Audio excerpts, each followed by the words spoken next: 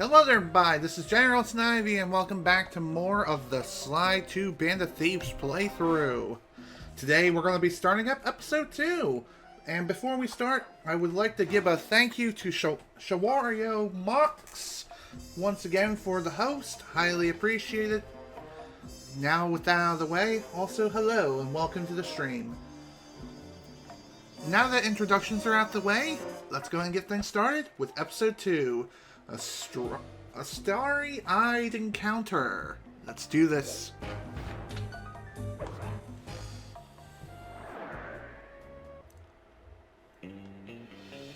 Another clockwork part had surfaced in India, so the boys and I loaded up the van and zeroed in on our next target. A mysterious spice lord known as Rajan. A self-made man who grew up poor on the streets of Calcutta, he started his life of crime selling illegal spices in the black market, eventually growing his small outfit to a sizable operation, and earning himself a seat in the prestigious Claw Gang. He's since crowned himself Lord of the Hills, and while he goes to great lengths to convince others of his royalty, it's mostly to convince himself. True to form, he's holding a lavish ball in his newly purchased ancestral palace. The reason? To show off his latest acquisition, the Clockwork Wings. The symbol of my enemy. If you saw the wings silhouetted against the night sky, it was already too late for you, especially if your name was Cooper. Rajan believes displaying the wings will bring him prestige, and maybe they will, but they're also bringing me.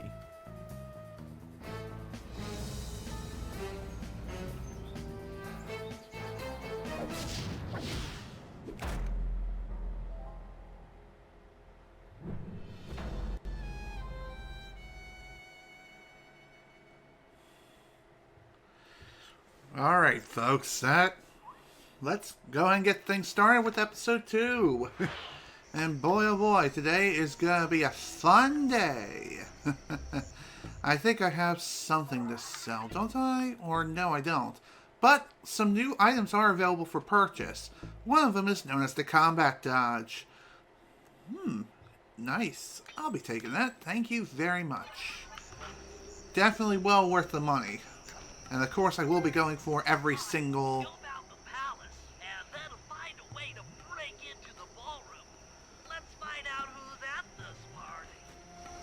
Okay. So, in order to get things underway, of course, we still have a little bit of work to do. Oh, hi there, Snake. How you doing? You ain't a solid snake. You're just a snake. And thus, you must be whacked. Okay. So, according to our intel, the Clockwork Wings should be somewhere within this general vicinity here. Also, down here you'll find this item, but there's also a red blinking dot on it. Well, there is a quirk to this. The quirk to this item is it has a bomb strapped to it. Upon being removed from its pedestal, it activates some sort of trapping mechanism. So you have to quickly run back to the safe house with it on your back without taking any damage. And if you manage to make it back in time, you can sell it back on the Thieves net. Got some nice coin from that, and we can buy the turnbuckle launch. By the way, you're going to need that ability for later missions in this episode, so it's best to get that one out of the way as soon as possible. Granted, I purchased an ability for Sly, if anything else. Speaking of which, L2. With the drawbridge up, the only way across that river is on those conical rocks. Do you remember how to spot her jump? What? You think I forget one of the Cooper family's greatest thief moves? Whenever I'm near pointed objects, I just need to jump and hit the circle button to perform a ninja spire landing. That's correct. Now let's see it in action. Sounds fun. Let's go for it. And literally, it's as easy as that. Just jump and hit the circle button, and bada bing, bada boom, you're right there. I've also did a little bit of digging around when it comes to this game, And apparently every single episode in this entire game, and I mean every single one, has 30 clues to find. With the exception, of course, being the tutorial episode, I guess, if you can even call it that. But regardless, the tutorial doesn't have any clues whatsoever, but episodes 1 through, I believe, Endgame... Oh my god, are you serious? How the hell? Okay, did he just kill himself? Or am I just seeing things? Well, regardless, I managed to pull off an escape somehow. Even though somehow the stealth move should have been a successful hit. Should have gone off without a hitch. Not sure why I didn't. Yoink! And good night, sweet prince. Could have sworn there was more up here than... Oh, hello! Go for a swim, why don't you, you jerk?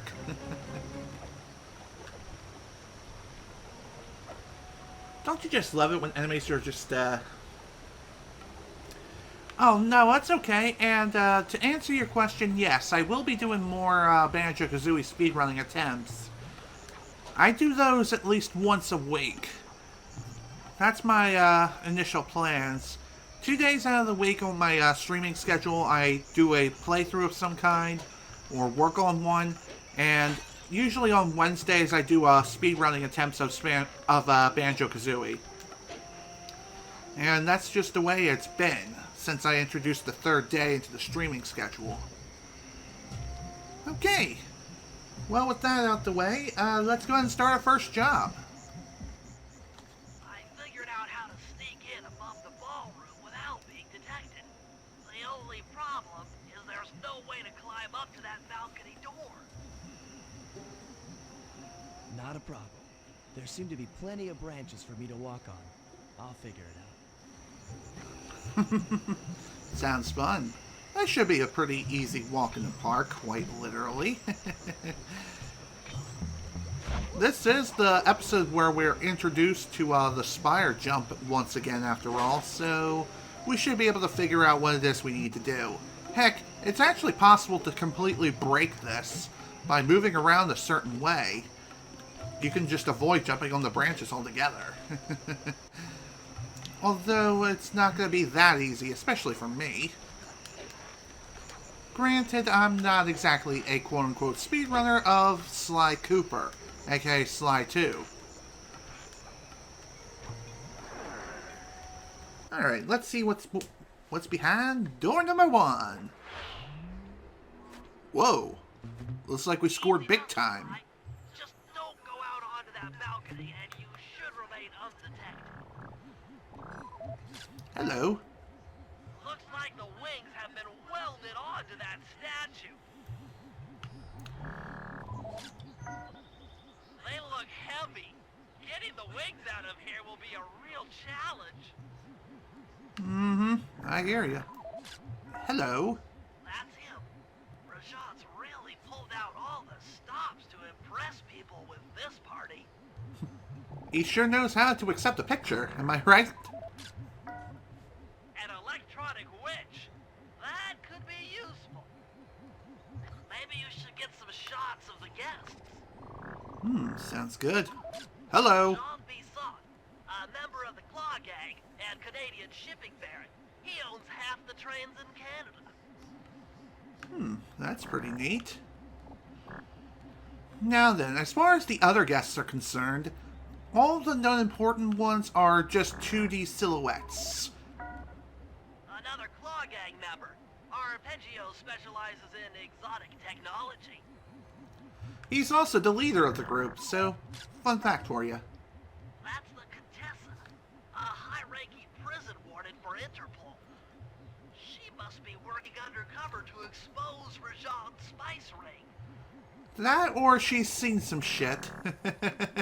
Regardless, she definitely looks camera shy, if you know what I mean. Hello, Carmelita. Carmelita's here too. She must be undercover with the Contessa to help bust Rajan. It's very possible. Cops can, or no, they do go undercover very often, especially when trying to bust a drug ring, if you know what I mean. I don't exactly know that for an absolute fact because I don't know anyone in the police force, but even so, that's from what I hear. Okay, come on. There we go. Hello, Nayla. Leela, another officer undercover. Watch yourself, Sly. This party is crawling with cops. That's all the photos I need. Bring them back to the safe house, and we'll start building a game plan. Sounds good to me. Intelligence is the key to winning wars. Stealing the Clockwork Wings in the middle of a crowded ballroom is going to take some serious misdirection. And the squad of undercover cops only makes things more complicated. Although, we might be able to use them to our advantage. But no matter what we do in the ballroom, sooner or later we'll need to deal with Rajan's security chopper. Murray can take it out with some of the local armaments, but he won't be able to get inside the palace until Sly lowers the drawbridge for him. Well, I believe that's going to be our very next job, so with that out of the way, let's see if I can buy anything first of all, which I don't think I can. Heck no. Not even close. Okay, so our first order of business here, other than gathering reconnaissance photos from before, is to lower the drawbridge. That is a job within itself, and it's also going to be a really fun time. Hi there, Snake. So, upon digging around, I've also encountered, or just saw that there's actually a speed run of Sly 2 Band of Thieves. And for the any percent category, that means going through the entire game and just completing it as fast as humanly possible. The fastest run I've seen without cheats is over 5 hours. And that's the current world record, believe it or not.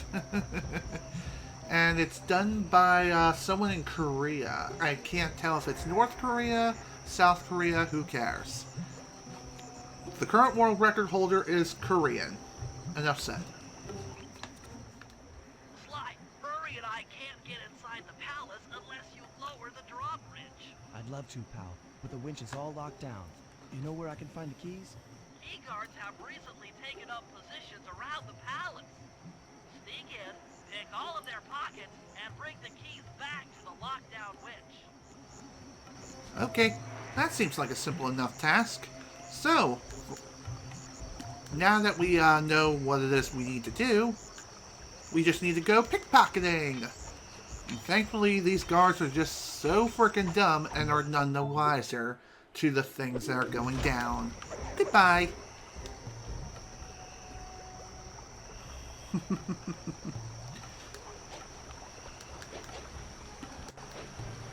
By the way, the speedrun I watched, which is of the world record, I didn't watch the entire thing, obviously, because at the time I was watching it, I didn't really have that kind of time to sit down for like 5 hours. Instead, I just watched up to the very end of this episode here. Funny enough, I haven't played this game in years, and it's a good idea to have a little bit of knowledge about what it is I'm going to be doing, especially for future parts and future episodes and everything in between. What to expect, and also maybe even get a little bit of a reconnaissance of, God damn it. Good night. Well, that's one way of going about things. May not have been the smoothest, also that was complete bullshit. Anyway, as I was trying to say... Dang it, what was I trying to say?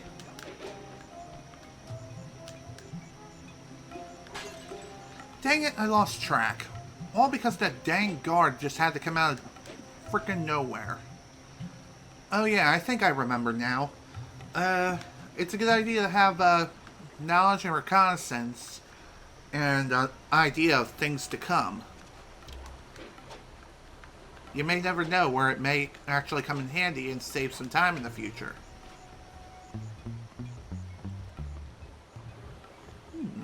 Hello there. He may not be a guard whom we need to pickpocket keys from, but he's still an enemy whom we need to take out anyway. You can use noise to lure this guard from his post. Try Or you can just do that. ringing that gong and picking his pocket when he returns to his post.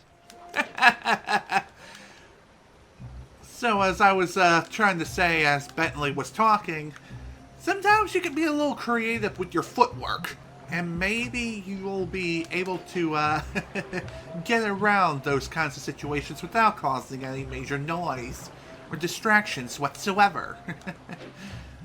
That's the thing I love about this game, is the freedom and versatility in many different ways to solve a problem.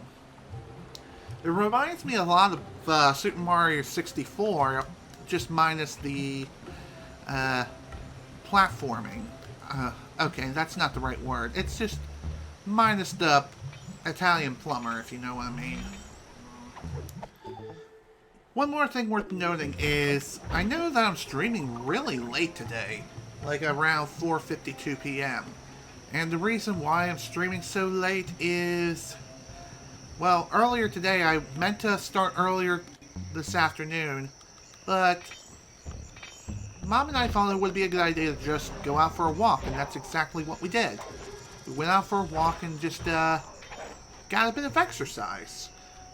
We didn't really go anywhere far, we just went up and down a little driveway that leads to a warehouse near here. It's literally like right next door. But still, we just did a few laps back and forth between the turning point to our street and the warehouse itself. Nothing too extreme. It was a nice little walk. We had a nice chat while we were walking as well. Plus, it was a really beautiful day outside too. Might as well take advantage of the nice weather while it's happening. Because in Maine, you never know when a blizzard's gonna come, even in the middle of frickin' summer. Okay, maybe it's not that extreme. It's not frickin' Canada or Antarctica. Nothing like that. No, no, no, no, no. Still, it's still a bit cold. It usually drops to the 50s at night. Speaking of which, since today is kind of a hot day and everything,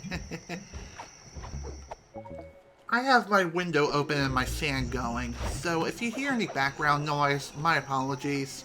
I kinda need that fan of mine to run right now, especially considering how hot it is today.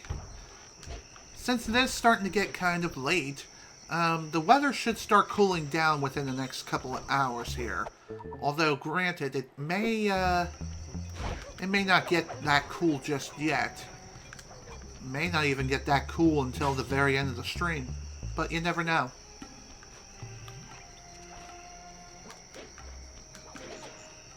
Okay. The last guard who we need to pickpocket from is all the way across the frickin' map. I guess while I'm here and I'm kind of fiddling around, it's also... Okay, I'm glad that counted. Otherwise, I probably would have been in some serious trouble. Oh, hello, we have a object here for collection. I'm gonna save that for later. If I need the extra coin. In fact, I may even be back over there at a later point. Oh, sweet, silver ring.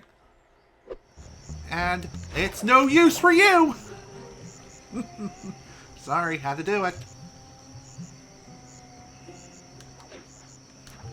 And if anyone caught the reference, you get a cookie.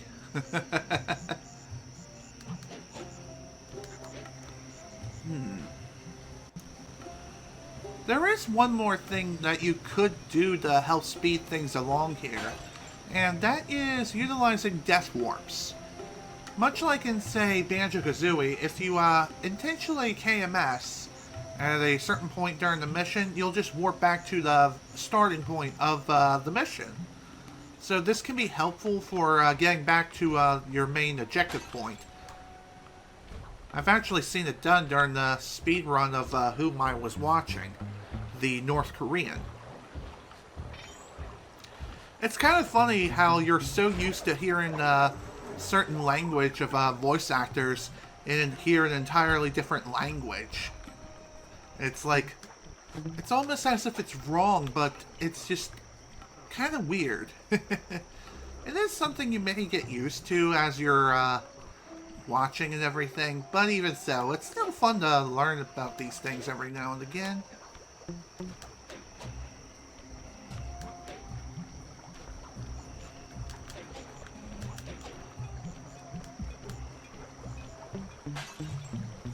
Hope that didn't make anyone mad.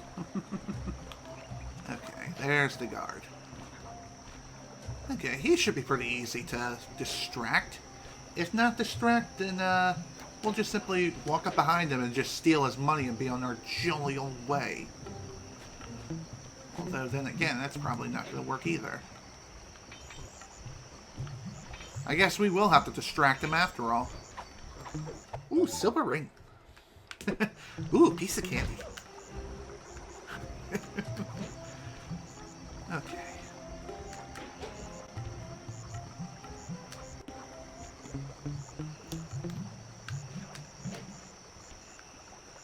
Well, that was easy. Boop. Good job, Sly. Goodbye. I'll take those stolen keys back to the padlock winch to lower the drawbridge. Indeed, I shall. I shall take care of that right now, my friends.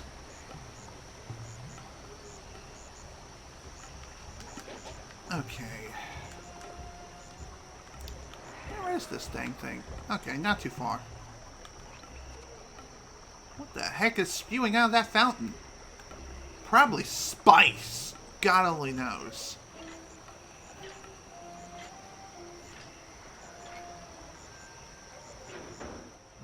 Thanks, Sly.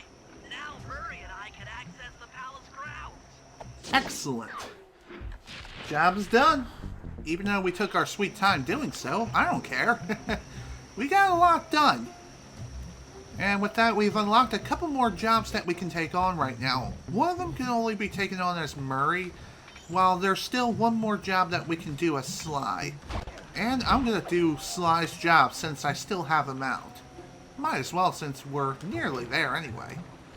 Thankfully, this map is not very big. It's not a very big map. Oh, pfft. Well then. Oh, hi! Goodbye. Okay, note to self. If a guard spots you, throw him over the edge. Or into water. Because, for whatever reason, these guards can't swim. No guards can swim in this game. I seriously wonder why. Wouldn't that be part of the job description or one of the job requirements? To be able to swim?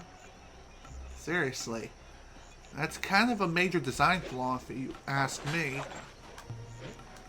Oh, hello. I'll be taking that. Actually, I guess since I have this in my frickin' pocket, and oh, hi. How you doing? Guess I gotta get a little creative with this. Okay, be on your way. Thank you. Might as well get a few extra coins here. And you never know, he may actually wise up and try to come and find me after getting this clue bottle over here. Goodbye. 22 down already. Definitely love making progress like this.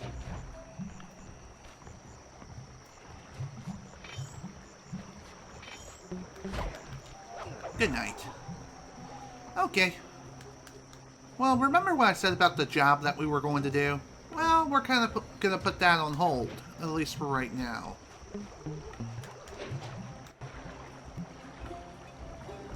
Right now, we kind of need to book it back to the safe house as fast as humanly possible, before we end up getting shot.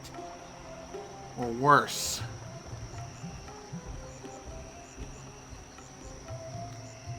There we are.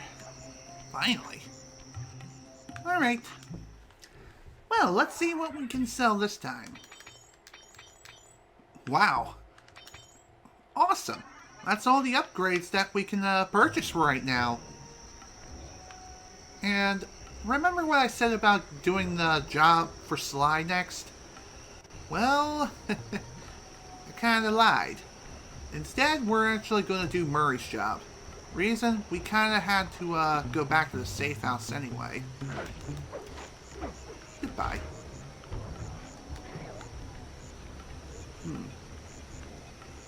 There's a clue over here that I kind of missed as Sly, which you can get to as Murray. You just have to be a little more creative with how you move around. And though Sly is more agile than Murray and or Bentley, that doesn't mean that Murray and Bentley can't do the whole shimmy walk, if you know what I mean. They too can shimmy across edges if need be. Though they can't do like spire jumps or jumping on poles or anything like that. They're not ninjas. As cool as that may be, that's just not the case. Okay.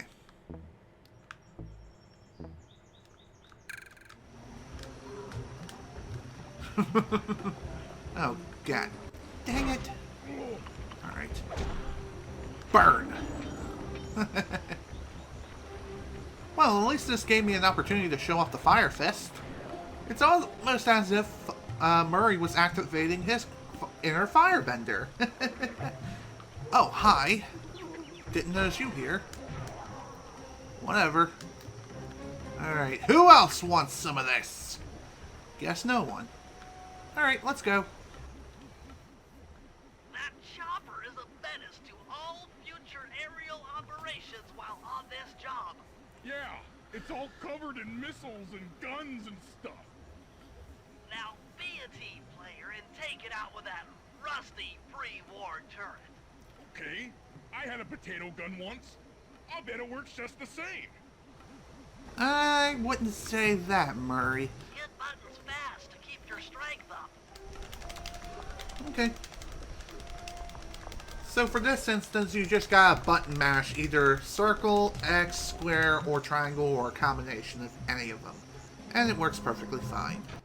Now it's time for turret fun.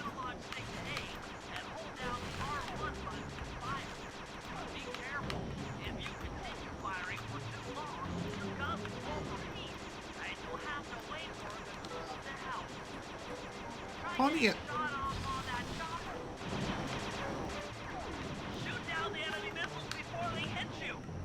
No kidding.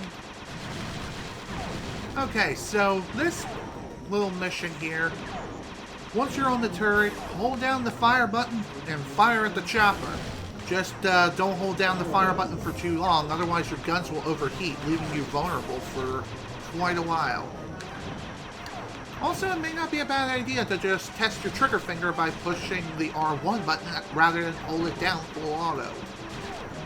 Depending on your trigger finger and how good it is, you may end up keeping the fire rate at a reasonable rate and also not overheat the guns. Heck, you may even be able to outpace the limit, if you know what I mean. Also, as the chopper's losing more and more health, the missiles are going to be coming in more weird, awkward patterns. Thankfully, the missiles go down in like one shot, but they can deal a lot of damage to you, so you kind of have to decide when it's best to simply ignore the missiles to take the hit and just keep hammering the chopper versus going after the missile itself. And there are multiple missiles that can be fired all at once, so be sure to keep that in mind.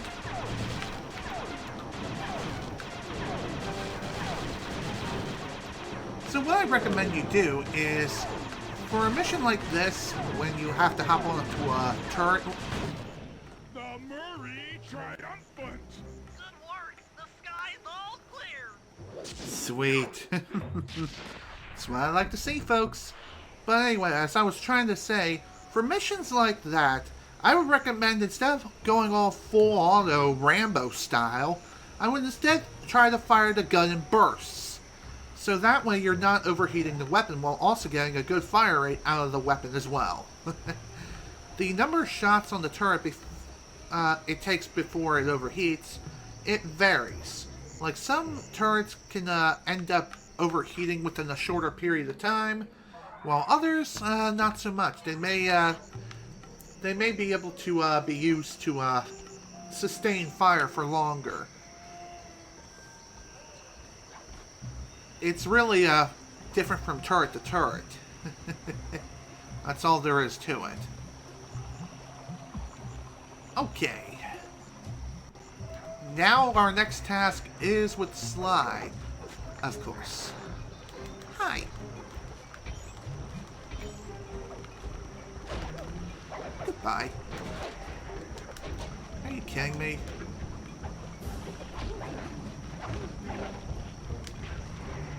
Oh, I see. So the combat dodge, what that does, thankfully it's one of those moves that doesn't deplete any energy. But if you're in the middle of a fight and you're strafing from left to right, you can use the combat dodge to, well, get out of dodge and literally dodge everything like a frickin' madman. I think it gives you a good chunk of iframes too. Iframes stand for invulnerability frames. And those are frames when you're, like, temporarily invincible. Maybe that's how it works. Then again, maybe it just gives you an easier time of dodging things. It's possible. It's possible that's how it works.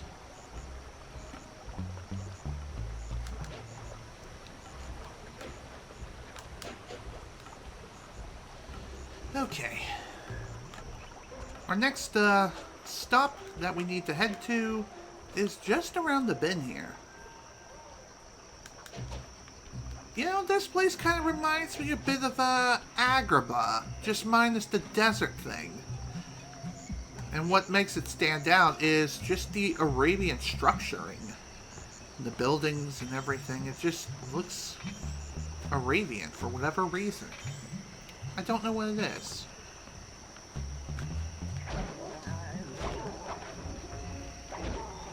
Burn, baby, burn! I hear a bottle. Hello! Oh, I heard something over here. And would you look at that? We're nearly done with bottle collecting for this entire episode. Let's see what we got over here. 28 out of 30 bottles already, and my browser just crashed. It was just a page. I hope this is not a sign of things to come, because usually whenever that would happen, that usually is a sign that my computer is about to crash.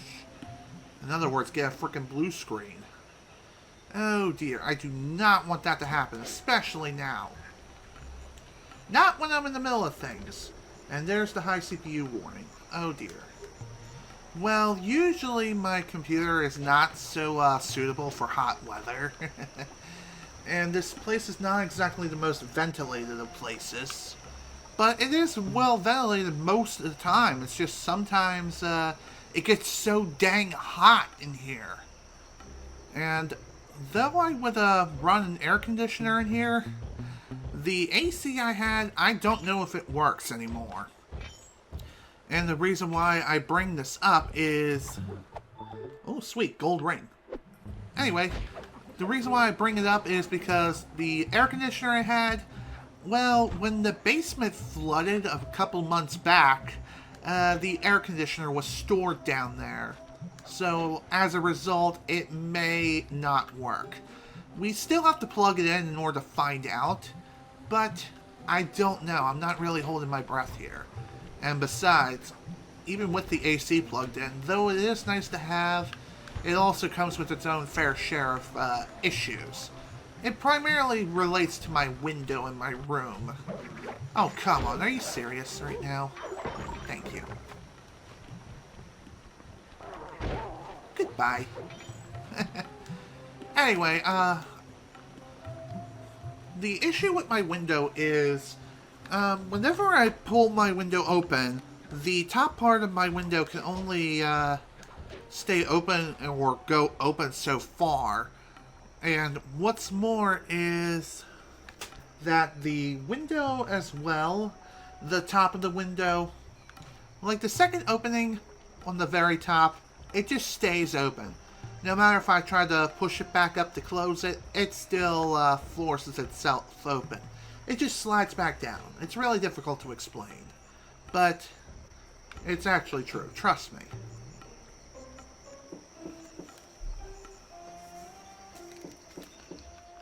Hello, I'm here for the dance. Huh? Sorry, sir, but we have a dress code. You got a tuxedo? No. Sorry, pal. No tux, no entry. That seems like a simple enough dress code to follow. Sorry, Sly. Somehow I totally overlooked the need for formal wear.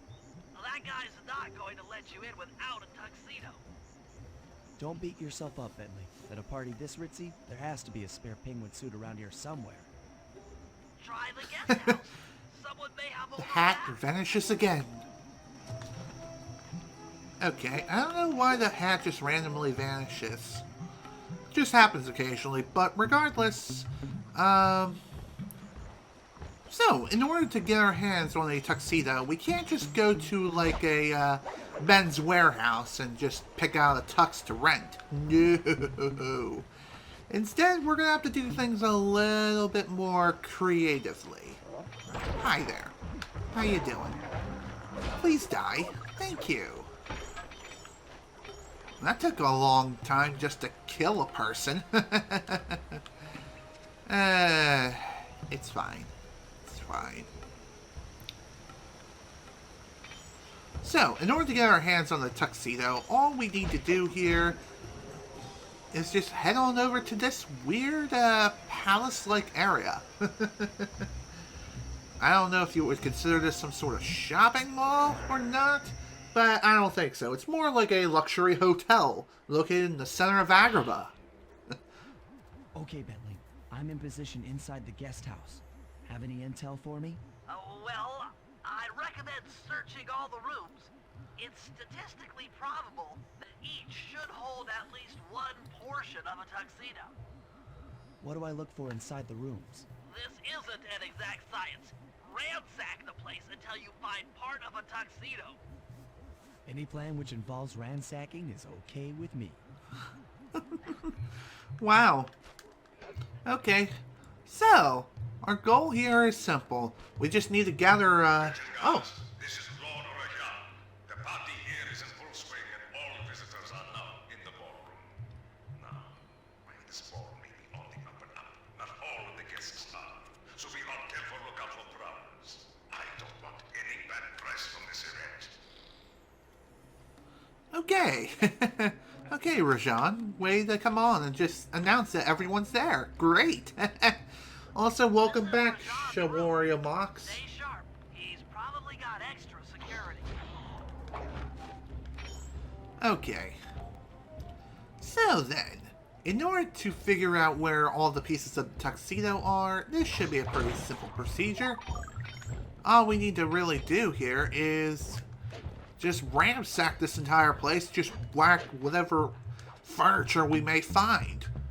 We could also pickpocket a few coins from the guards here too, if they happen to have any, which they'll oh so graciously donate without much hesitation whatsoever.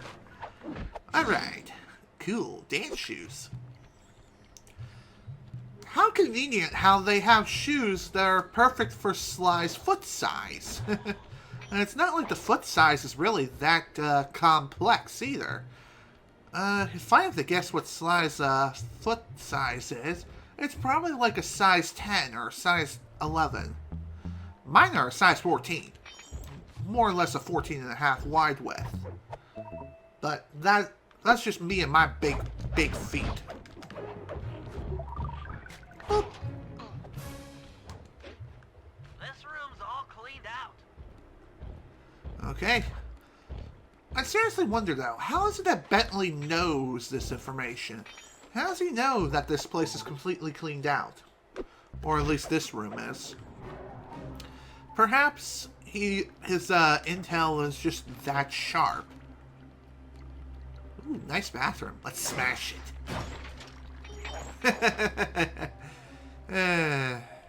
Gotta love being a dude. I like that. I like doing that sometimes. It's quite fun.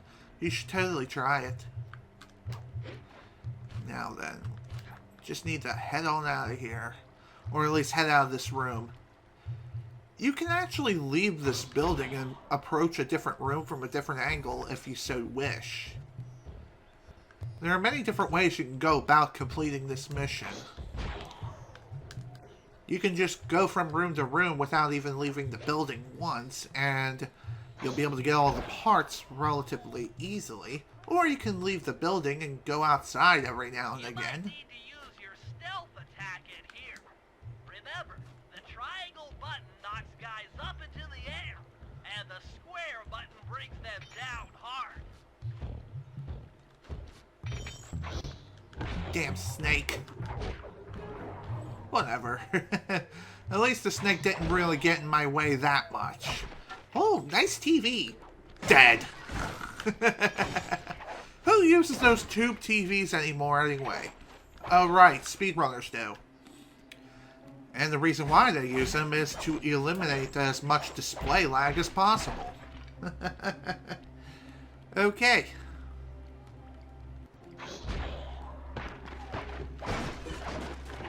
Nothing in the drawers or closet. I wonder if we'll find something in the toilet. Nah. Nothing but toilet water. Okay. Next.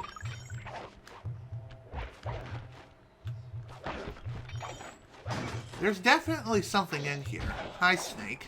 How you doing? Oh. Haven't checked these carts yet. Ooh, bow tie. I wonder if it's a clip-on tie. It certainly looks like it, because that's just how cheap these people are. Granted, clip-on bow ties are basically a godsend for people who don't wear tuxedos that often. But even so, it's still kind of jarring how bow ties are still around. I think it looks more professional to wear a regular size tie rather than a bow tie, but it really depends on the get-up and also the dress code for the kind of work that you're looking for in which you have to wear a suit. Because there are several jobs out there that require you to wear a suit of some kind, such as a lawyer. That or some high executive business position like a CEO of a major company. Just saying. There are many instances where you have to wear a suit. Okay. Well, looks like we're gonna have a little bit of fun here. Yep.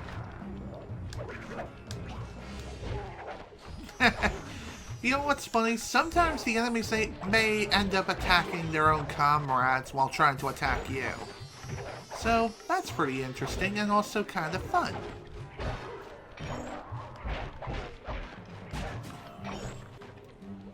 One more thing worth noting too with the...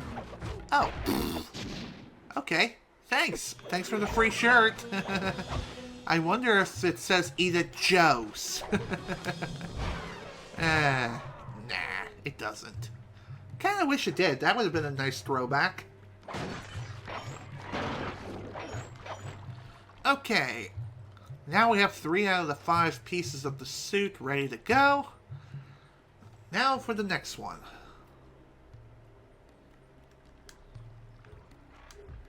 Let's see, where was I going? I think it was still up this way. Hi, Snake. You can also hide in barrels, too, to conceal your presence. If you see guards just roaming around, you can hide in a barrel. Unlike the first game where you could move around a barrel freely, you can't do that in this game. Unfortunately, it's just not the way it works.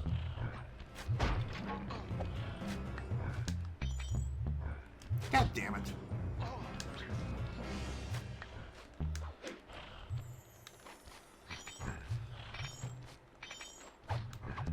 Yoink. Thank God for the frickin' smoke screen. It's basically our Lord and Savior. That's just how important this move truly is. At least in the casual playthrough of the game, anyway. Not so much a speedrunner's perspective, as it may be kind of a hindrance to equipping use. Okay.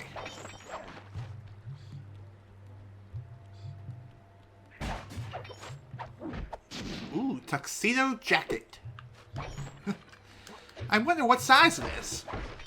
If anything, Sly looks like he's more of a medium build kind of type of guy.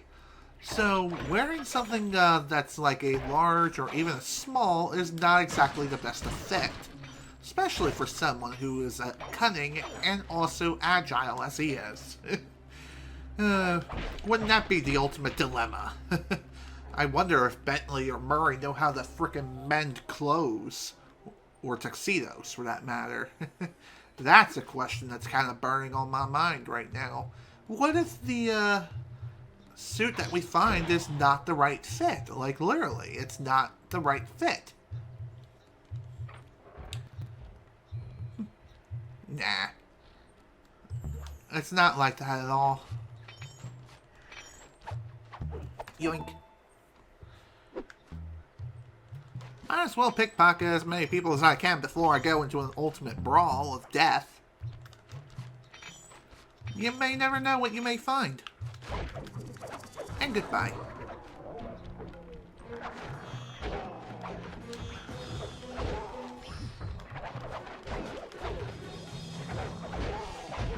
If you're really going to fight these guys, one thing you should definitely do is take out the big guy with the flashlight first.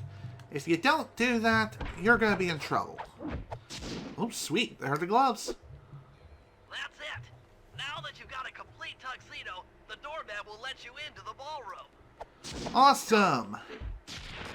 Glad to hear that. And with that, folks, the job is complete. So let's head on out of here and be on our way. Get ready for the next one.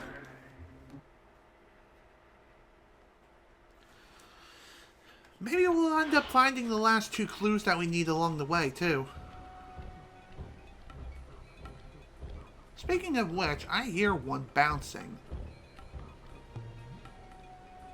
I'm not sure if that's the music that's doing making that sound, or if there's literally a clue bottle right above my head.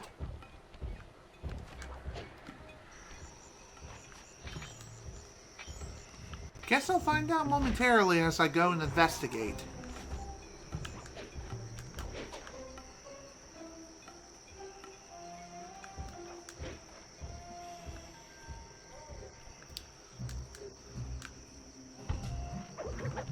Hello, and good night.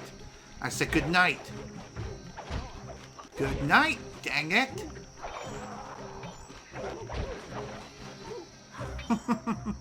Dang, man, they just refuse to fall to their doom. Don't you just love it when you're trying to get rid of an enemy and they just refuse to go down? I love it, said no one ever. Okay, 1 clue left. Already. Now that, folks, is what you call progression. Make some really good progress here.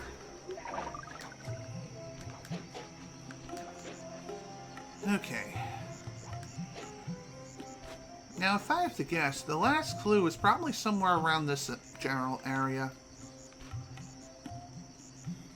Not sure. Okay. At least this one doesn't have a bomb attached to it. I may even stumble across the last clue along the way. You definitely don't want to start any jobs when you're carrying an item on your back.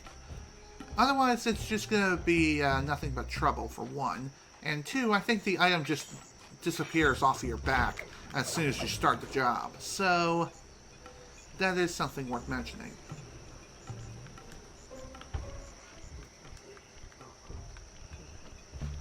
I hear a bottle.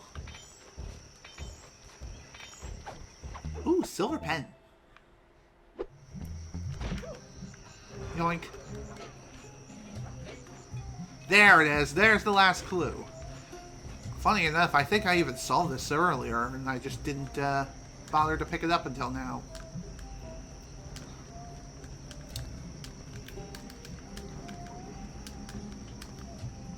Oh, man.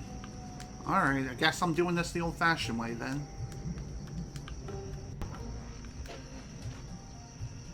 I was thinking maybe I could just jump on the frickin' archway and just, grab the clue all fancy-like, but no.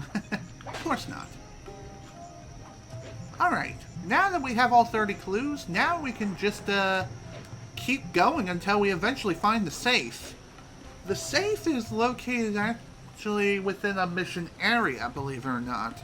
And thankfully, since we do have all the clues in hand, we'll be able to pick it up during one of our later missions, which is going to be fun, I think. Then again, maybe I'm wrong in that regard, but regardless, definitely made some great progress here. Don't want to get spotted in the searchlight, because if you're spotted in the searchlight by those elephants just patrolling around and about, they'll shoot you and gun you down. Wow. We have over 1,000 freaking coins, man. That's insane. Also, another trophy. Exact change. Perhaps that trophy is earned whenever you collect 1,000 coins. So, that's awesome.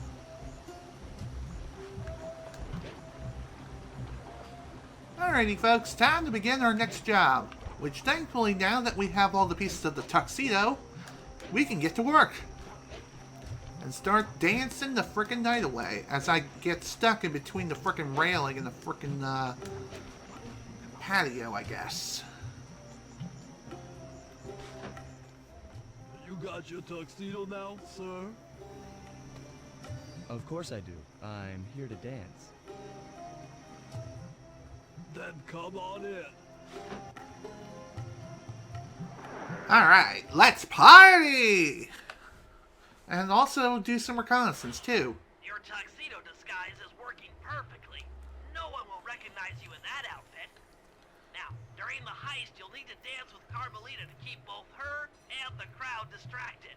The only problem is, she's picky about dance partners, so you'll need to impress her first. Alright, I know just the girl for the job. Constable Neela, you look lovely this evening. I'm sorry. Do I know you? I used to chase after you back in Paris. Paris? Sly Cooper? You aren't by any chance here to turn yourself in? Old Ironsides would fall out of her dress. As good as that sounds, how about a dance first? Enchanté. Enchanté, monsieur. I have no idea what the hell I just said. So if I offended any French people, my apologies. Now your turn. So now we have a little dancing minigame. Just push the buttons in rhythm, and you should be all set. As this goes on, it does become harder to follow the rhythm. And thankfully this minigame here is not broken, unlike the rhythm-based boss battle with Miss Ruby in Sly 1. Funny enough, this sort of minigame... To get at Old Ironsides. Yes, I am. Do you mind? Not at all. Anyway, as I was trying to say, this minigame made its reappearance in Sly 3 Honor Among Thieves, and it also works relatively well too.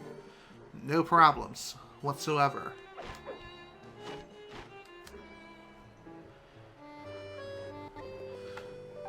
This first dance with what was her name again? I almost want to call her Nia, but it's not. Is it Nayla? That fellow is very graceful. If only you moved spice shipments as well. Silence. Ooh. mixing things up.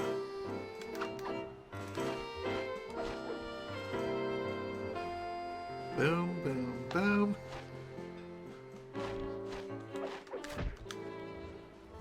Lovely. Indeed it is. This is really not a hard minigame. It really isn't.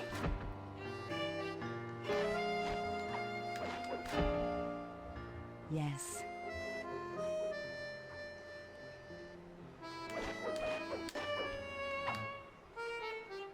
Boom, boom, boom. Done. Perfect. Thank you. It was delightful. Thank you, Constable Neela. After all, it takes two to tango. Yes, it does. And three is always a crowd. Neela, your friend here is quite an accomplished dancer. I tried to make him look good. Please, Neela, his skills far surpass you. Perhaps later you and I might share a dance, Miss Fox. Carmelita Fox. And I accept. Great! Happy to hear that we impressed her to the point where she wants to hold a dance with us later. This is gonna be fun. Alright, boys, we're ready for the next phase. My plan to get at the Clockwork Wings requires the use of the electric witch above the ballroom. To get control over the device, I'll need to hack the computers in Rajan's boardroom. Plus, we'll need an extra strong saw blade to cut the wings off the statue. To make a saw blade that durable, I'll need Sly to steal the gems off the headdresses on Rajan's prize elephants. And finally, I'll take to the field with my remote control helicopter and nullify the palace's surface-to-air defenses. That should clear things up for the heist. Ooh. We're getting that much closer to the heist, boys and girls. And trust me, the heist is going to be real fun. Alright, let's see what we have in store for Sly first. Looks like he has 2 jobs, while Bentley has 1 job all the way over there. So let's go ahead and take care of Sly's jobs first. And the reason why we're doing so is, well, Sly's jobs are technically the closest to our general vicinity, I think. Then again, maybe Bentley's is technically closer. But regardless. I'm kind of surprised that elephant didn't come charging at me like a raging bull.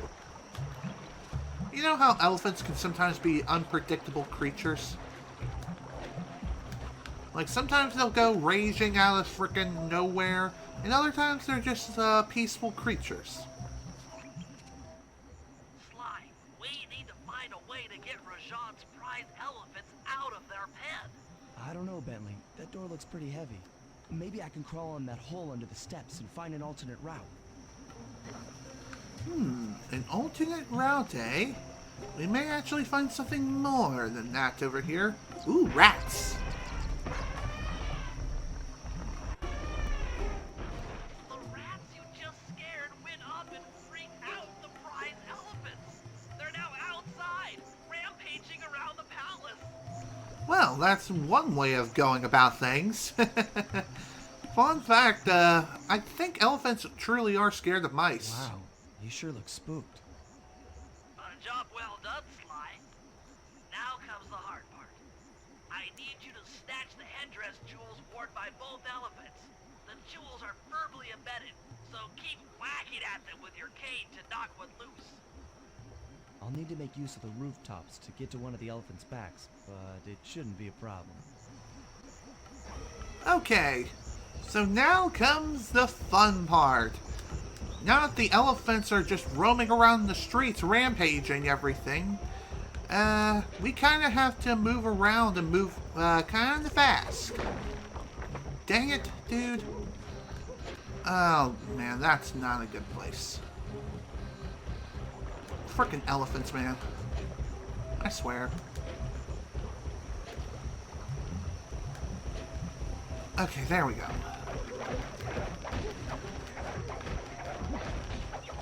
There we go, that's the first jewel. And every time you get one of those, the elephant will automatically throw you off of its back. So that means you'll just have to hop back on again. Which thankfully there are plenty of places to hop back onto the elephants as well. So it's not the end of the world if you end up falling off or just not able to make it to the top of the elephant's back. Which, let me tell you, it's not exactly the easiest thing in the world.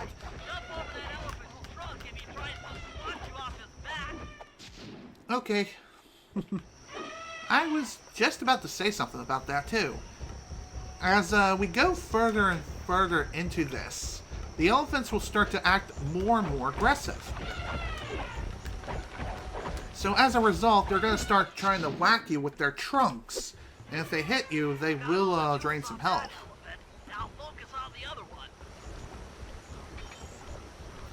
Okay. Now we just gotta get to the other elephant.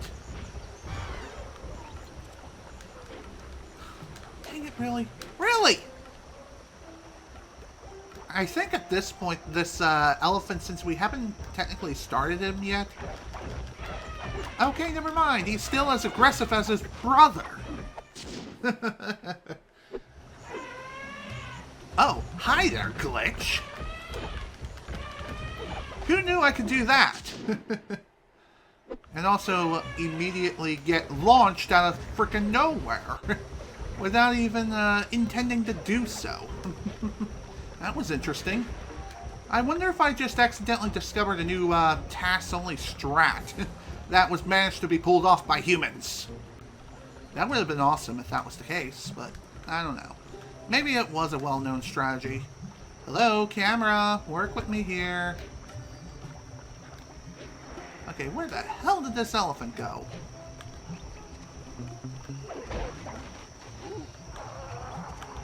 There it is.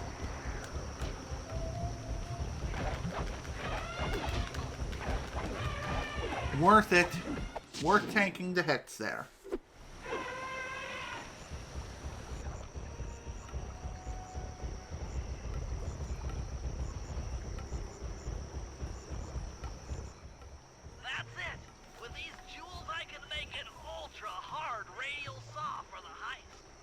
Excellent. Glad to see that's done. Even though I'm kind of on death's doorstep, we should still be up for yet another job. Or is there another job? I could have sworn there was another job for Sly to do here. Huh. I guess not. I think there's a way you can return to the safe house relatively quickly. And I think it involves something like not dying, but rather it's more like returning to the episode select menu and then reloading the episode. Although returning to the safe house on foot can also be kind of fast, depending on where you are on the map. Okay, I think I ended up, okay, guess not.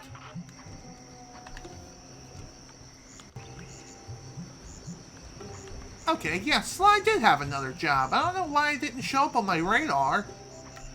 Or, my frickin' view. You know what, whatever. Let's, just switch to Bentley for now. Kinda need him anyway. His next job is actually closer at this point.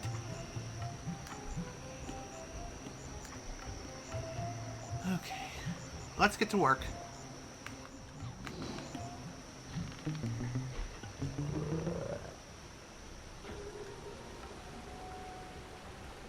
Okay. Now you may be wondering, how in God's name are we going to get up there? Well, it's just a little bit of simple bouncing around and we'll be fine. I wonder how this is even possible. God only knows. Video game logic. Bentley, what's your status? I'm in position with the RC chopper. All systems are go to neutralize their surface-to-air defenses. We're going to need free reign of the sky during the heist. Well, be careful. Chopper parts aren't cheap. Hostile has been sighted. Hey, Bentley, use the left analog stick to steer the chopper and hit the X button to drop bombs. you lose track of the Jeep, I'll project a holographic targeting arrow. Follow it back into the action. Okay, well this sounds like a simple enough task. So, our main objective for this is simple. We just need to drop bombs from this RC chopper. Launching missiles. Turn hard to dodge them.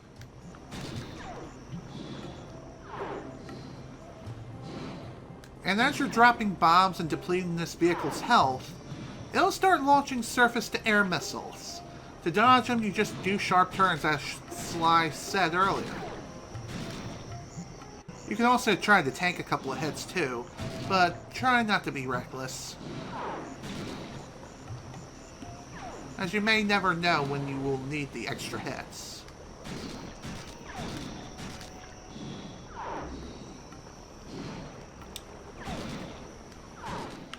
Nice flying, partner. That Jeep's out of commission and we'll have clear skies for the heist.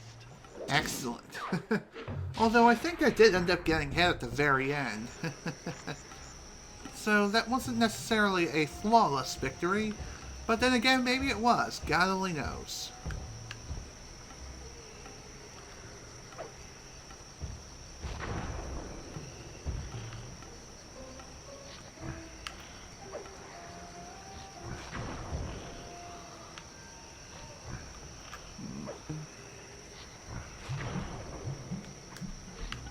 This'll work.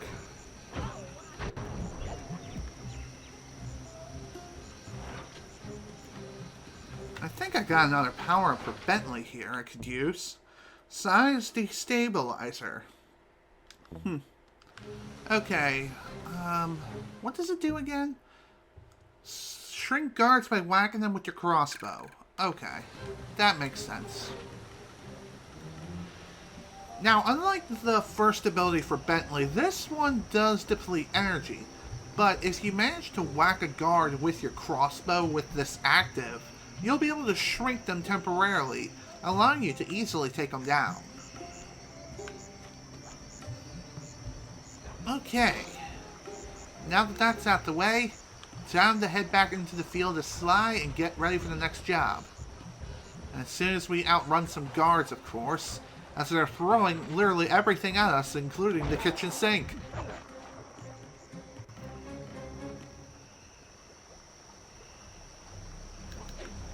I think our next job is... Yep, right here. Perfect. Alright, in we go.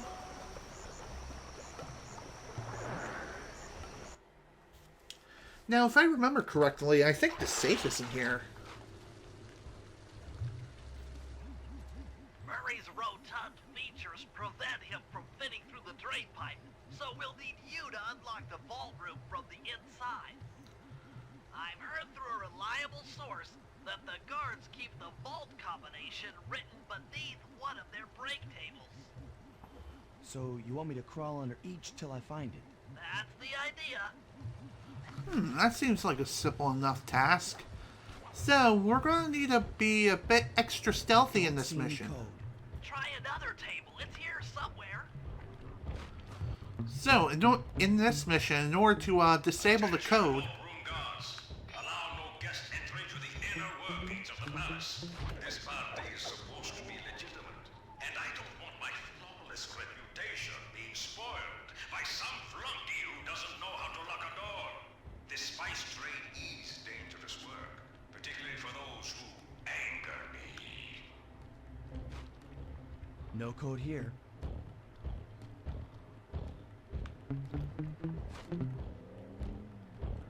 Okay.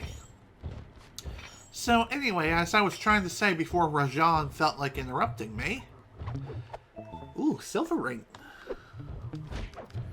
We need to be kind of extra stealthy and careful here, as destroying any of these tables will probably result in the mission failure. This table doesn't have the code. This is it. Fantastic. Now, type the code into the vault's laser door entrance. Okay. I'm not sure if I need to memorize this or not. If I do, God help me.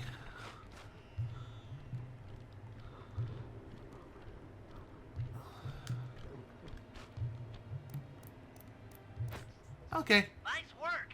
Make your way to the security lockdown switch and let in me and Murray. Sure. Okay.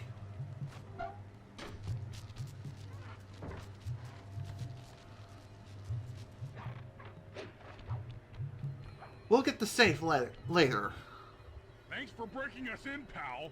The Murray approves. Let's get down to brass tacks.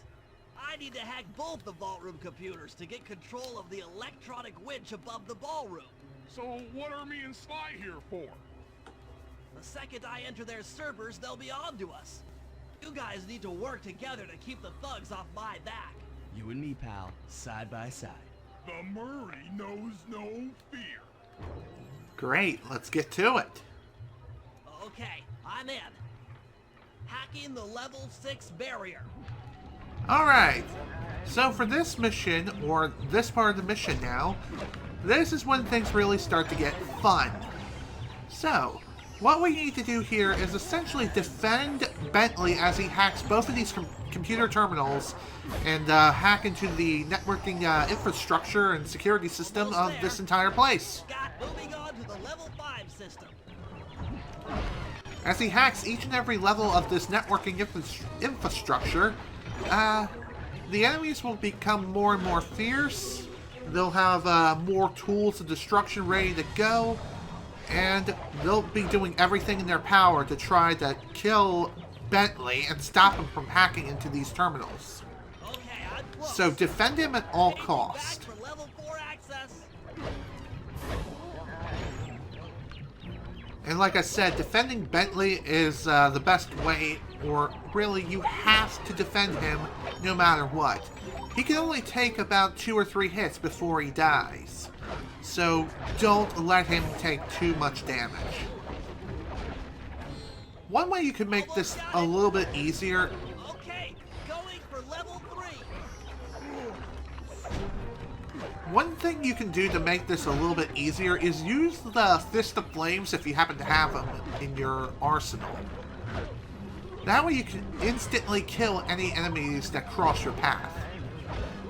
Especially fire-breathing enemies. Holy crap, they're annoying. I'm so close. Kind of ironic how you can kill a fire-breathing enemy with fire.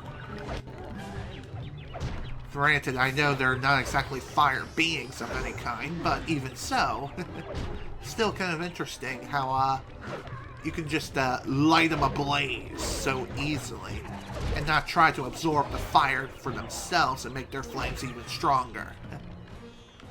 Almost going for level 1 access. One other thing worth noting too is... How? Dang it. Don't think so, dude. One other thing that's worth noting is when you're using the Fist of Flame, the enemies are less likely to drop health power-ups. So you can't exactly spam the ability and just get away with not needing to refill your health. That's not how it works. I'm unstoppable! I've got control of the winch. Thanks for the backup, guys. No problem. Me and the big guy had it covered. Murray, let's hook up the direct feed and get out of here while the coast is clear. Good idea. Glad to see this is done. Although we did unfortunately miss the safe. Oh well, I can always go and pick it up before starting the operation. Okay, synchronize your watches. This heist is going to take extreme precision. Here's the plan. I'll start things off by demolishing the palace's main bridge. That should cut off reinforcements from the guest house and hopefully distract the ballroom guards standing watch over the Clockwork Wings. Sly will then take Carmelita up on her offer for a dance, and while the crowd is transfixed by their tango, Murray will lower into the ballroom on the electronic winch. Once down, he'll cut the wings free and then winch back up for an exit. Murray should then make his way out of the palace. I'll cover his exit with the RC chopper. Once he's past the drawbridge, we're home free. Sounds like a simple task. But it's not going to be as easy as Bentley makes it out to be. Now, the person who's going to be starting this operation is Bentley. However, before we get started with this operation, I'm going to go and pick up that safe that I left behind during the last mission. Crap. Well, that's not good. Whatever. It's not like I really need anyone to not follow me as I'm going for the safe here.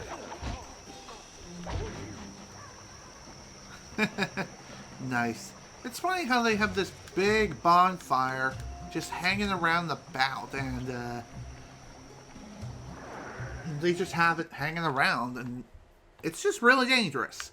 You play with fire, you're gonna get burned. Trust me, it ain't fun.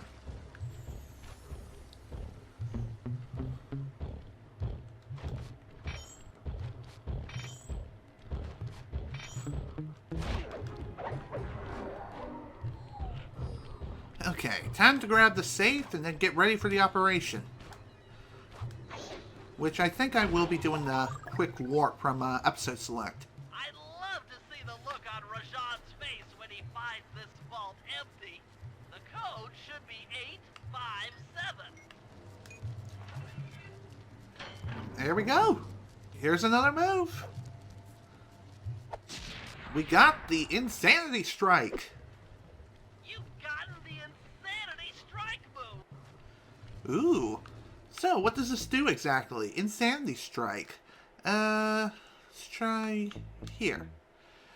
Confuse your enemies into attacking each other with a trap from your cane, or with a tap from your cane. Okay, cool. Glad that's done and out the way. We finally got the safe for episode 2. So, now it's time to finish it up.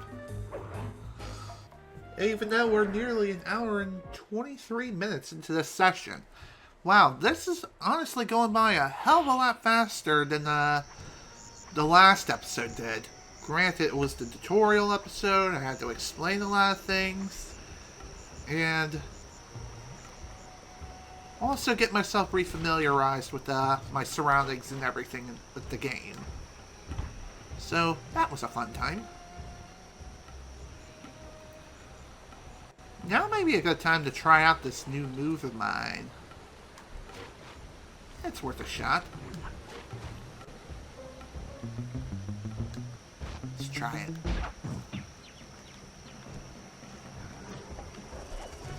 So the enemies may be small now, but it doesn't mean that they're harmless.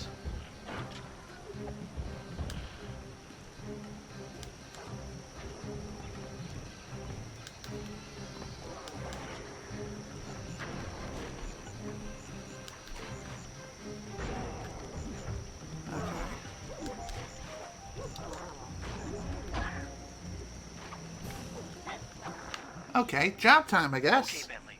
Murray and I are moving into position. You still think you can demolish something that large? It doesn't take an engineer to figure out how to blow up a bridge. I'll start by placing charges on all of the lower cleats. Once the structure destabilizes, those retainer rings on the upper cleats should pop right off.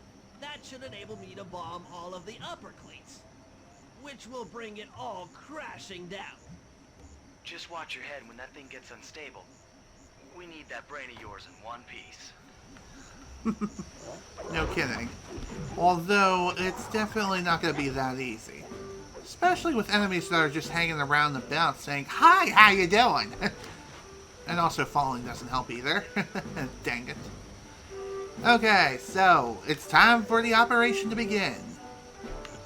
All we need to do here is just place down charges all across the bridge and destroy all the metal structures that are just hanging around here. The best way of going about this is simple. Just two more cleats down here. In order to make it through this in one piece, one thing you definitely should do here is jump around like a rabbit.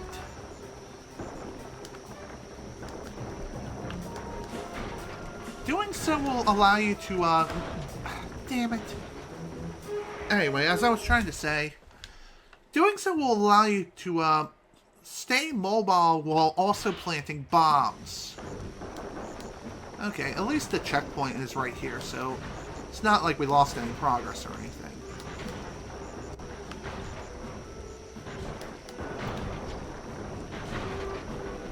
And apparently, these metal structures here on the second floor, they will, they'll take about 2 bombs to take out. And there we go, all done. Okay, Sly, the bridge is down. I'll warm up the van and get ready with the RC chopper. Good luck. I seriously wonder how it is that he gets back over to the van. That's kind of the question that's on my mind. The bridge is destroyed. Take all the manpower you need and look into it.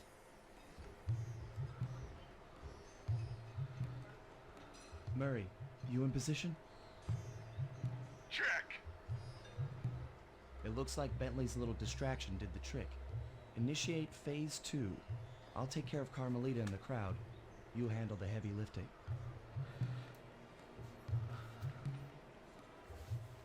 Miss Fox, I believe you owe me a dance. About time.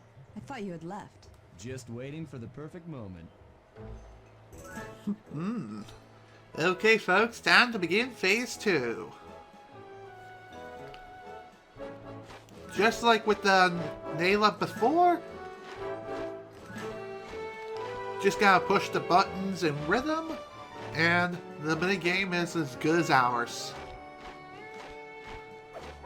It's really not that hard. They do start mixing things up a little bit sooner, but really it's not that bad. It really isn't.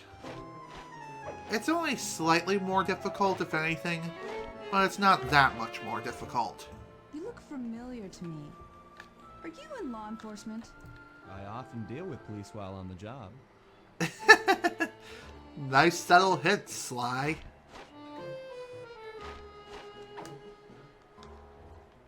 Ooh. Next.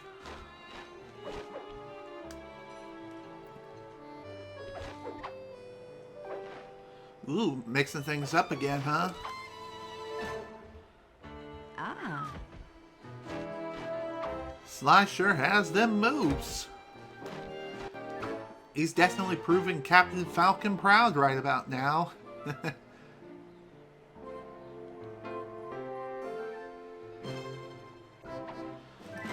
Okay.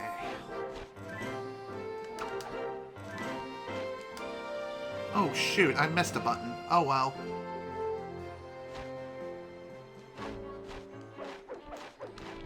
It'll be fine. Nice.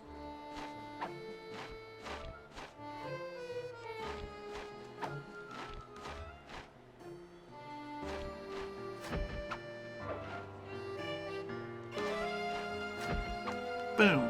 Yes. Almost done. Oh man, missed again.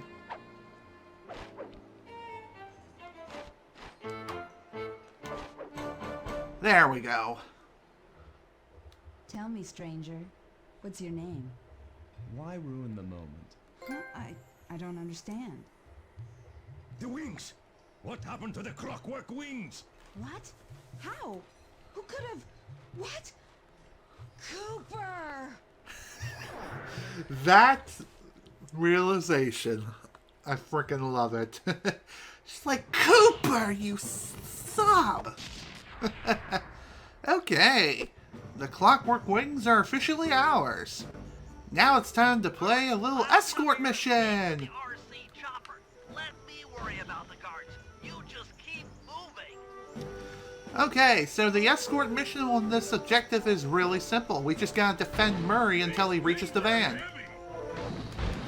Just gotta bomb every enemy as they are raining down.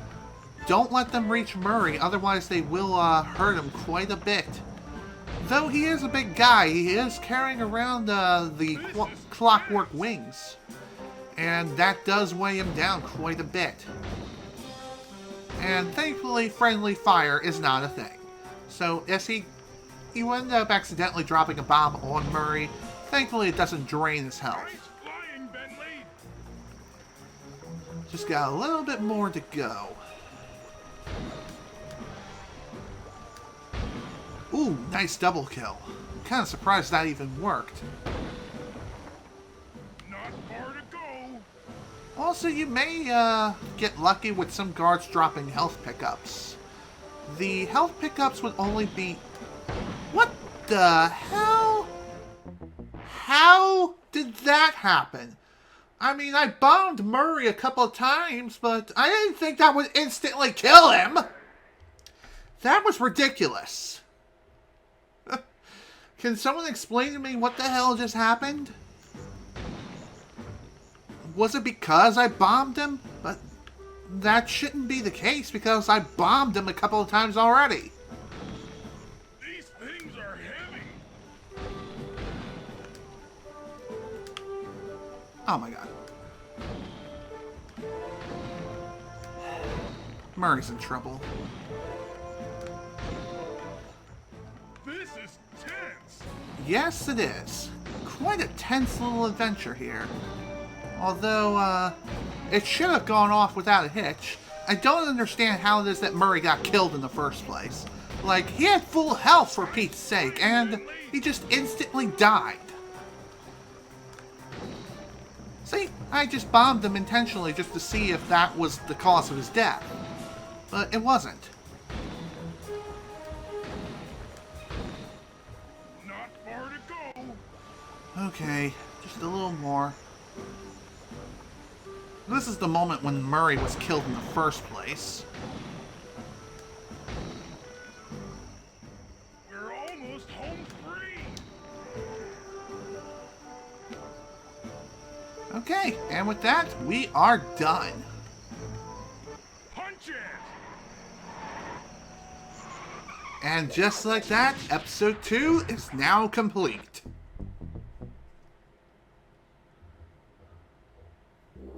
After the gang and I got away with the Clockwork Wings, Carmelita blew her cover and started making arrests left and right. With his reputation in shambles, Rajan was forced to flee from his own party. He's now in hiding, somewhere deep in the jungle. The gang and I took a break and headed for Bollywood. It took some doing, but we eventually snuck Murray onto the set of a full-blown Indian musical. I was happy the guys got to unwind, but Rajan was still out there. And somehow, I knew things were about to get tough.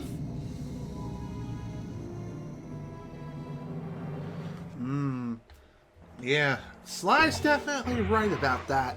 Things are definitely going to start getting even harder from here on out. So with that, episode 2 is officially 100% complete in only an hour and 17 minutes. At least in-game time, that is. However, we are only an hour and 33 minutes into this session, and for the heck of it, let's go ahead and do episode 3 as well. So with that in mind, let's do episode 3, The Predator Awakes. Let's do this.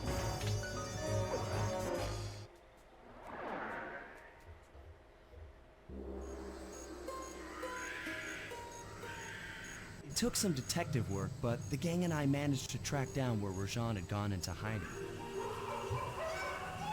Somehow, he'd managed to transform a long-forgotten temple into the thriving center of his spice operation, and it's there where we'll find him.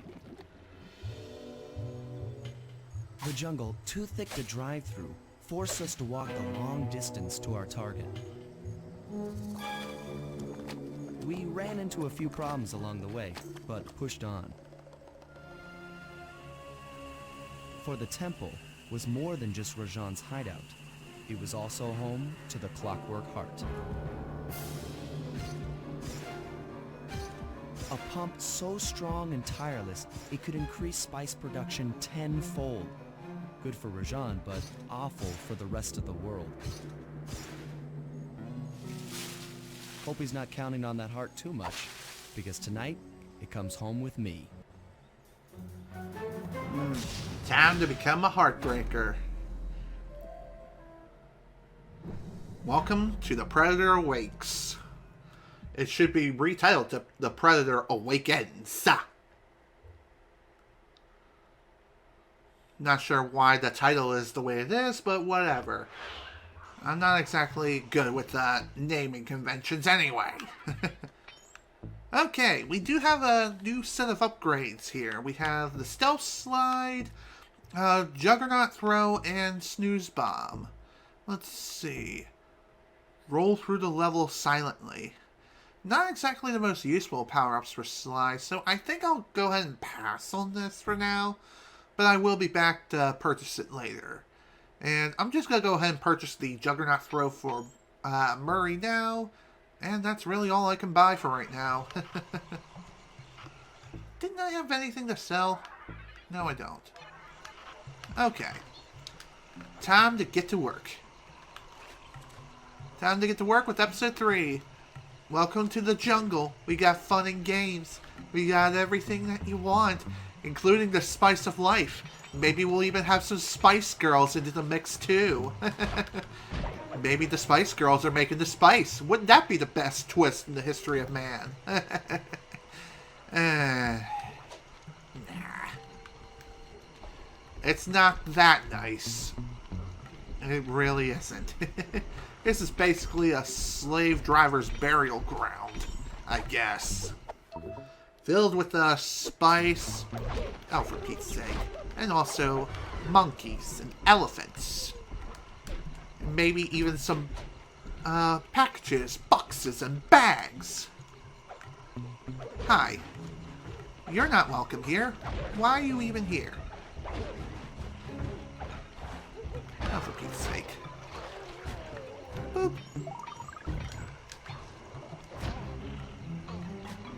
Come on, please, go away. Or let me steal your money. Thank you. And goodbye. Go for a swim.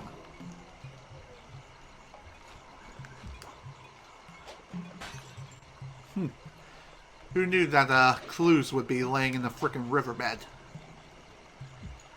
Well, then again, clues can be practically hidden anywhere in a place like this.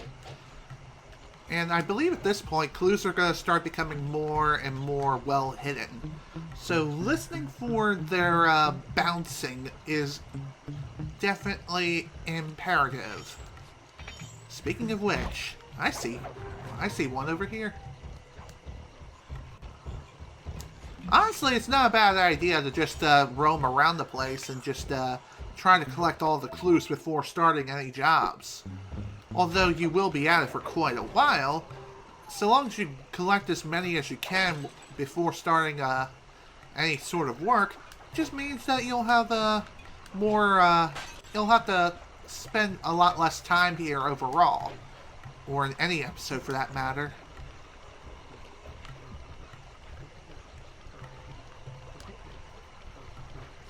Okay. Well, we can definitely afford another upgrade now, that's for sure. Though, I do want to keep going for as long as I possibly can, as we're going to need a lot more money, especially with future missions. Dang it.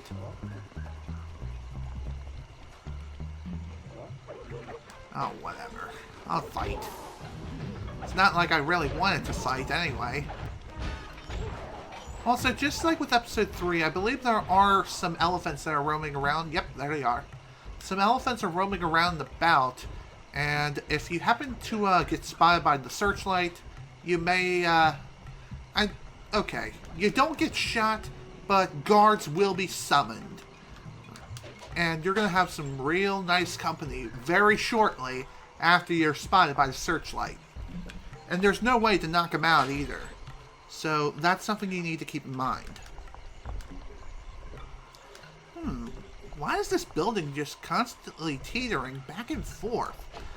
Not exactly the most stable of structures now, is it? This will probably come in handy later. So not only is it beneficial to go after the clues before starting any work, but it also gives you the opportunity to get the feel of the land and be able to memorize where everything is, as you may never know where some key element is going to come in handy for a future job.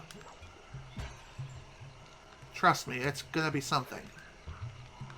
Okay, I'm kind of surprised I managed to make it all the way over here. Okay.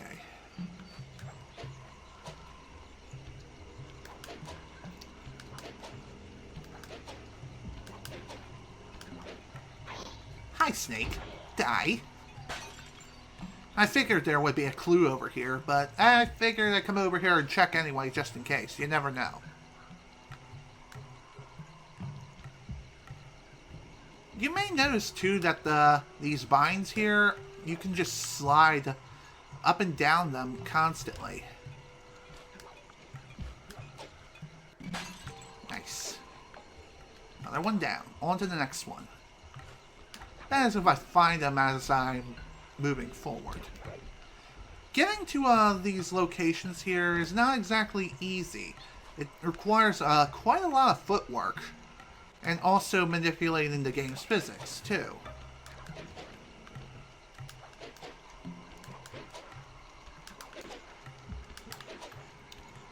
Okay. There's a tower over here. Surprised I... Damn it. Way to knock me down, butthole. Okay. Well, that kind of sucked. Oh well. Climbing up here should mean we'd be able to outpace him relatively easily. See? What did I tell you? Easy. Although the alert indicator is still going off. Definitely not a good sign. Okay, then. I could have swore I saw another clue just off the corner of my eye here. Guess not.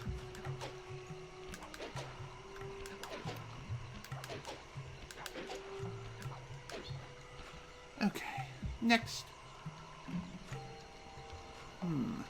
Pretty sure... Yep, here we are. Nice footwork. Gotta have foot loose. Kick off your Sunday shoes. And I don't know how the rest of the lyrics go. And I don't care.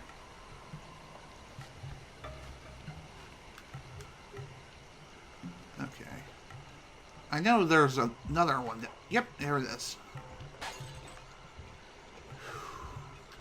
13 out of 30.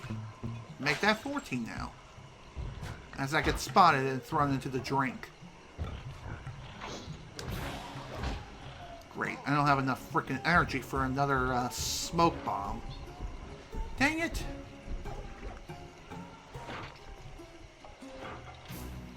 If you end up getting spotted and you're in the situation like I am right now, it's not a bad idea to just run for the hills, run for your life, and live to fight another day. Although you may have my kind of luck where you may end up running into other enemies along the way. That's definitely not a fun time. Especially if they just simply keep appearing over and over and over again. Just makes things that much more difficult. Although I think the big guys are basically gone now.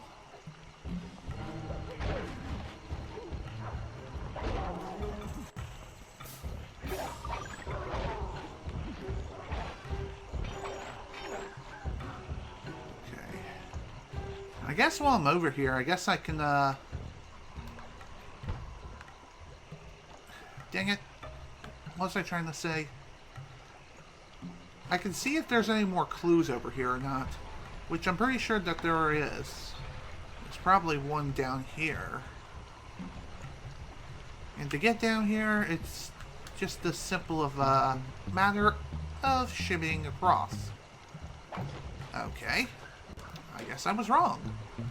Though I think that place is kind of important and I need to keep that in mind for a future job. For right now, though, that's not really that important.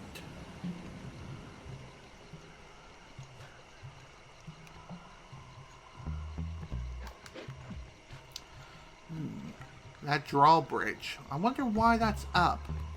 Perhaps it acts as a barrier to make it so we don't go outside the map. Who knows? Your guess is as good as mine at this point.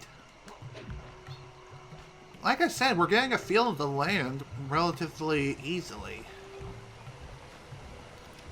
And I definitely hear another clue bottle. Oh, there's one over here.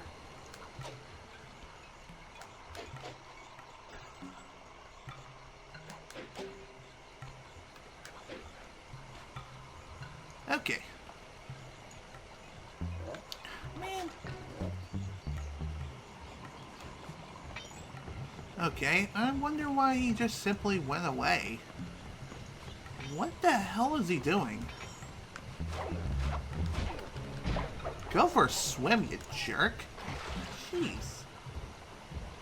What an idiot. Just running up against the frickin' fountain for no reason.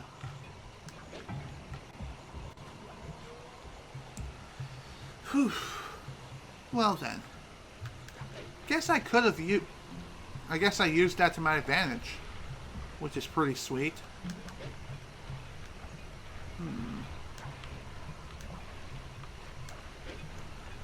Yep. I thought so. Figured I could use some creative footwork. Now, as far as getting up there, that's gonna be real tricky. Then again, I think there are some instances where you just simply cannot get all the clues on your first go. I mean, if you can, great, and if you can't, then you can't. At least we can get most of them. Then again, we may just have to do a bit of creative footwork.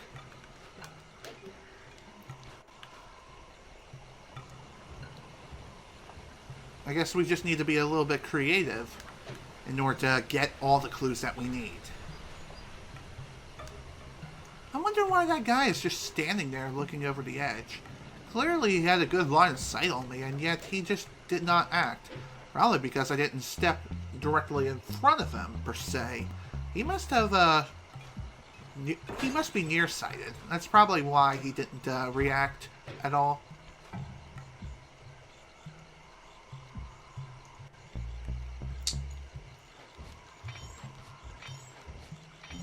Thank you for your generous donation. You are no longer needed.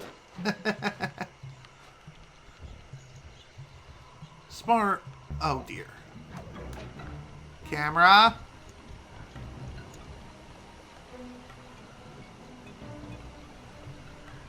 I know I hear some other clues, however right now can't exactly work with them. God damn it. Again?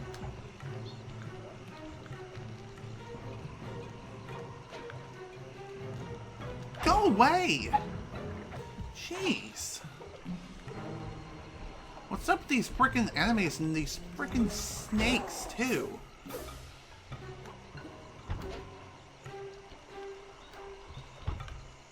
Okay, finally, made it back. Now, let's sell our well-earned crap. Nice. Snooze bomb, and I'll just get this, screw it. We'll be able to get Bentley's other ability here once we get the money necessary to do so. Which, thankfully, it's a really simple procedure. Just have to run around and pickpocket some more enemies. Another thing worth noting, too, is when you do return to the safe house, your health and weapon energy is refilled. So, that's awesome. Sneak into the temple. Now take some recon photos so I can assess the situation. Just be careful. If you get hurt, the nearest hospital is 106 miles from here. According to my map of the area, there should be a hidden passage into the temple behind that waterfall. Nice work, Bentley. I'll take a hidden passage over the front door any day.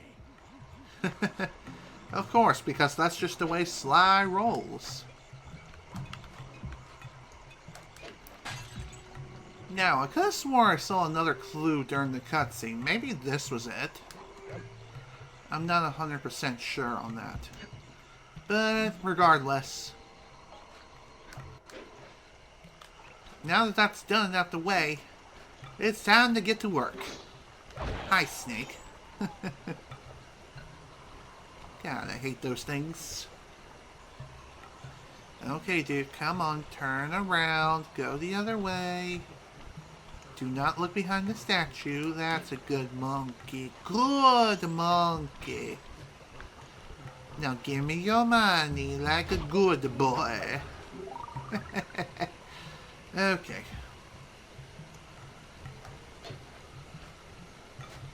Alright, off we go.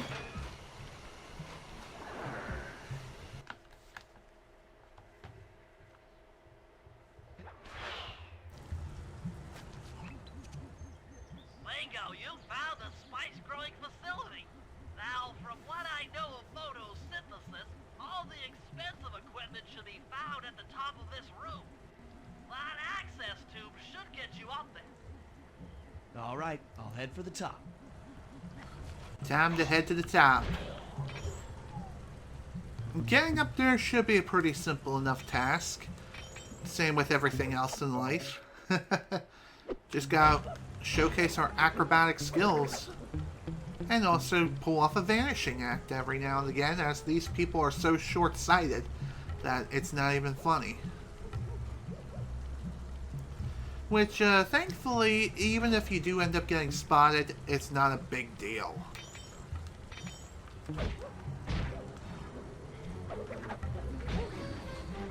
The only thing that happens is you just won't get the additional pickpocketing opportunities. And since these guys are now carrying torches, they also have a flask with them which contains some alcohol that gives them the ability to breathe fire. How they do this exactly? Well, they take the liquid that's within the flask, which I'm going to guess is oil, or something to that extent. It may be gasoline for all I know. And they just spit it out over the torch, creating the illusion that they're a dragon, even though they're actually not. It's a pretty common practice in third world countries as a means of entertainment, I think.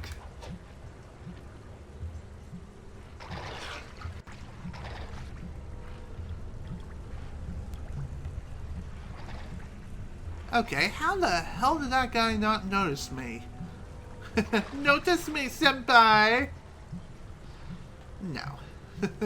I seriously don't understand how he didn't spot me. I was clearly sticking out like a sore thumb. And yet, he just let me pass on by. Some of the mines around here are really slippery. Jump and hit the circle button to go for a ride. Very true. Although I don't understand why he even bothered giving me that kind of tutorial. Kind of figured that out already.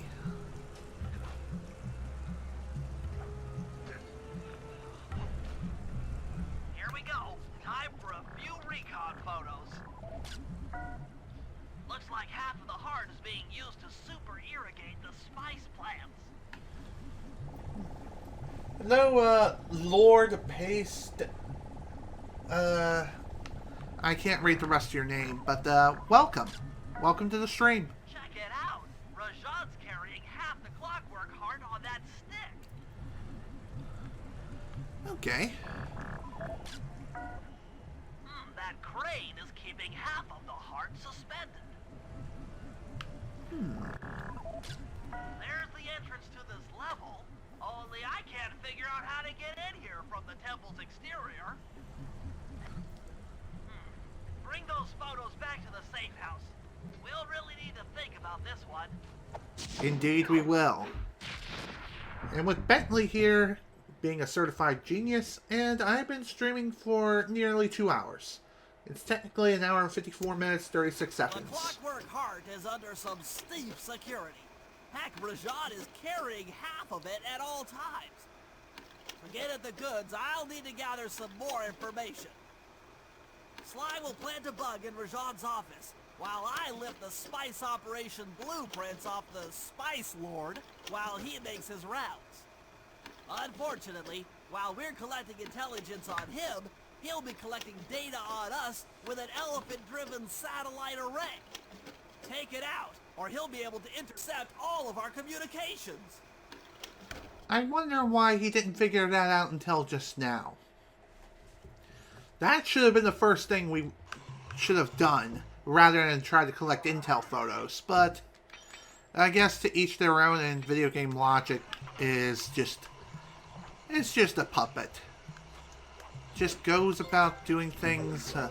oh, hello. Another trophy. Sweet. Someone call a doctor? It's a bronze trophy. You get that for obtaining a certain upgrade. Which in this case was the sleep bomb. That's awesome. Rajan is able to monitor all of our communications out here with that elephant-driven satellite array. That's pretty grim. You got a plan for shutting it down? Don't I always? Now, the local spice plants are illegal for good reason. Eat too many, and you'll go into a fit of uncontrolled rage. Keep that stuff away from Murray. Oh, wait, I get it. I put some spice plants in the elephant's feed bag. He chows down, gets all crazy, and then presto, the satellite's in pieces. A crude interpretation of the plan, but accurate. The trick here is harvesting the spice plants. You'll have to do some serious climbing, as they only grow high up in the jungle canopy. Another way you could also get the elephant pissed off is to show him the microtransaction system in Call of Duty Black Ops War. It'll throw a major fit and go into a massive rage, rampaging its way all the way to Activision's headquarters. But of course, it doesn't work like that in the Sly universe. Activision doesn't exist there. No, not at all. Okay. So, all we need to do here is gather the 6 spice plants that are just growing around this place. It's almost as if we're gathering around marijuana. Except it's not marijuana, it's just spices. And no girls are involved.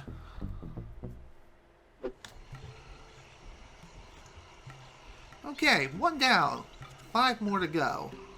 As far as how you can go about this, you can go about this in any way you see fit. You can collect these spice plants in any order that you so desire. Even if you go around the different parts of the map. You don't have to go around in a circle, but it's advisable that you do so that way you can be the most efficient. At least in my opinion.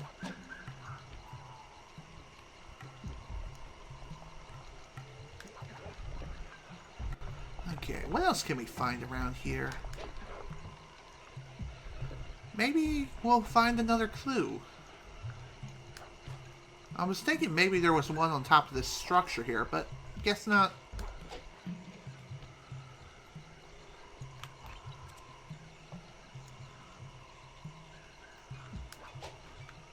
Oh, I saw that.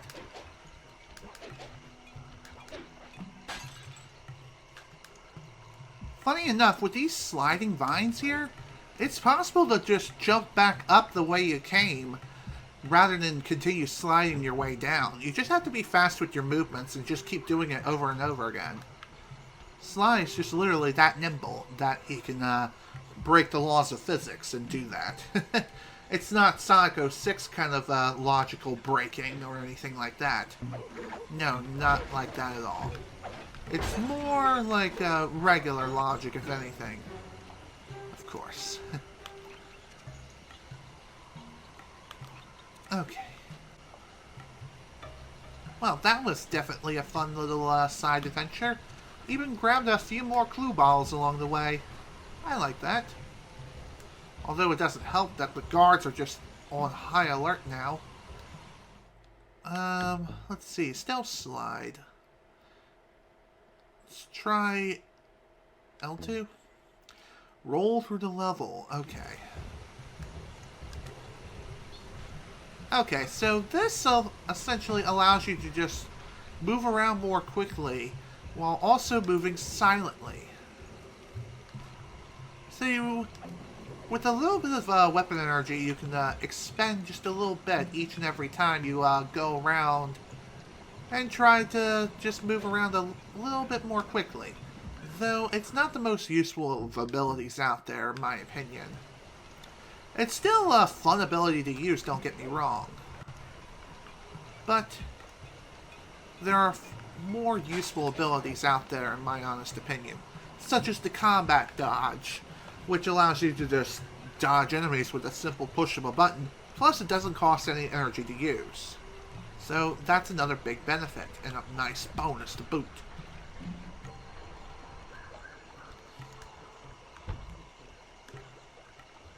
Okay. The other spices aren't too far away from where we are now. We do have to do a little bit more of exploration here. Oh, hello. Oh my god, grab the thing. Thank you! Okay, 7 more clue bottles to go, and then we're done with clue collecting. Okay.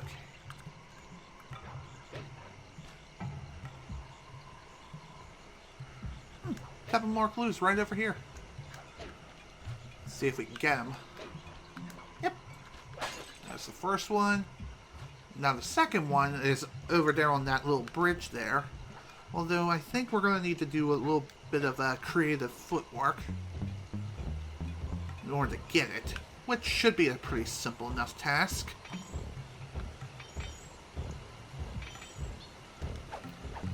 Mine. And good night.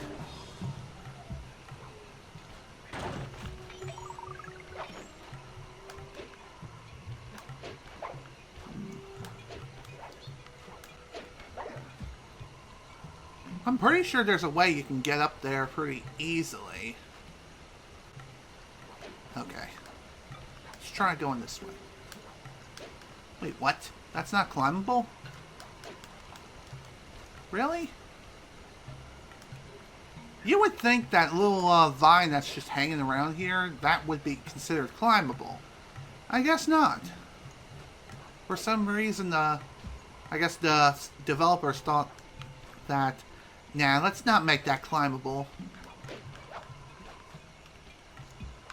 Okay.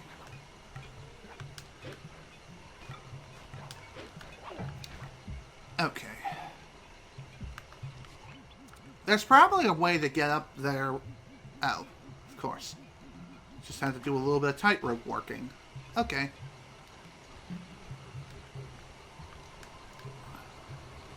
I know I'm getting kind of distracted right now with the clues that are just hanging around about, but they're kind of in my face, and also I thought that was a solid structure. Screw you.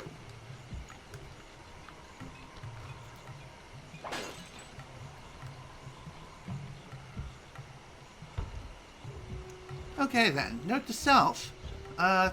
You thought trees were solid? Guess again. Pathetic. Ugh, that feels good. Alright. Hi, Snake.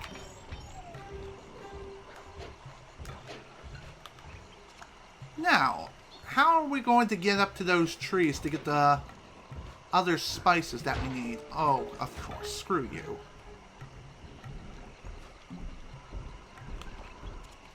Okay. In order to get up there, this should be a pretty simple... This should be simple enough. Again, we just need to do some creative platforming, and eventually we'll find our way across. Also, I don't think death warping is really beneficial here whatsoever. I could be wrong.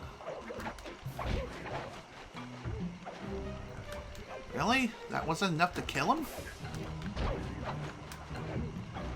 Usually if you knock off a bad guy off of a high place, they usually die.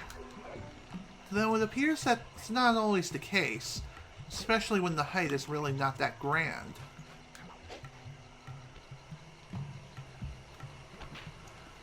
Okay, there's number 3. I'm surprised that's only the 3rd one. Okay, I know there were some clues over here around this area.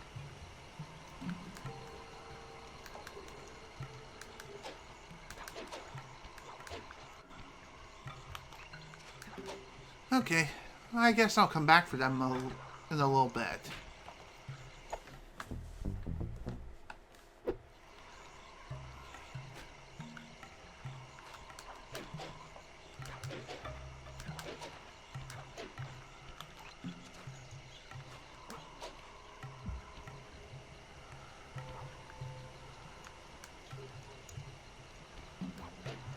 Okay, I think this is how you're supposed to get to those clues that I was trying to get to earlier.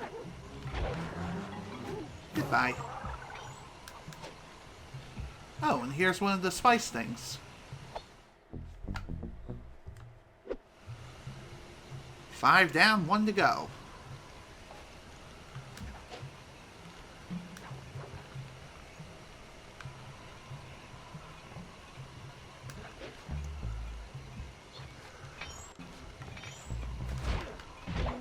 Good night.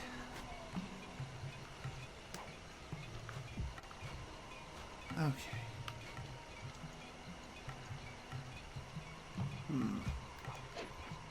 Okay, this is going to be a little creative.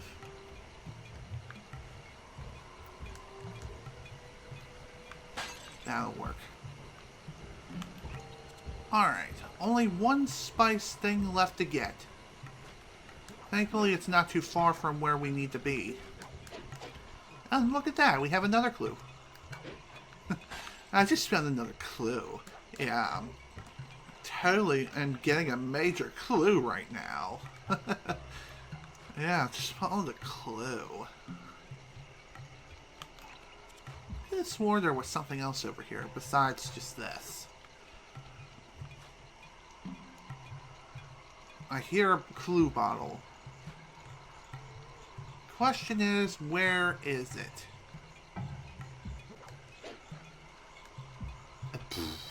Great. Great jump.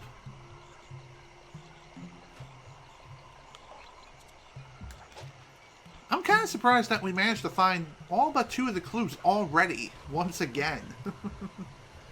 This may be another one of those episodes where we breeze right on through. Although, I don't think it's going to be that easy. Hi.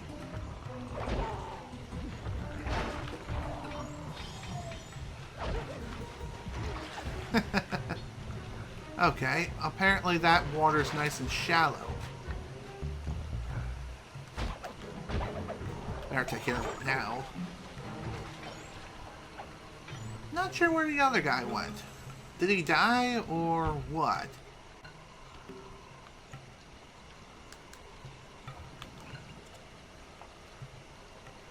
Okay, the last area where we need to head to is right over there on that tree. Although getting to this tree here is not going to be an easy feat. The routing to getting to this tree is not exactly obvious.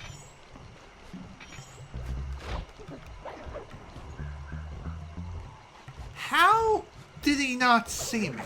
Okay, now he saw me. Okay, I'll take it.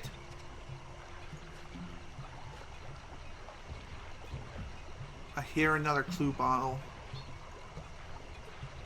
Question is it above me or below me?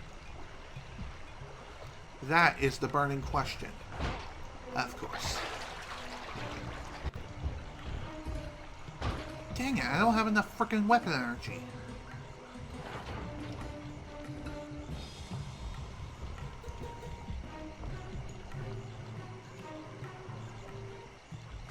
Okay. Well, that was kind of an unnecessary distraction. Oh well. Sometimes you gotta take unnecessary detours in order to get around things in life. It's one of life's greatest mysteries as to why it's even there.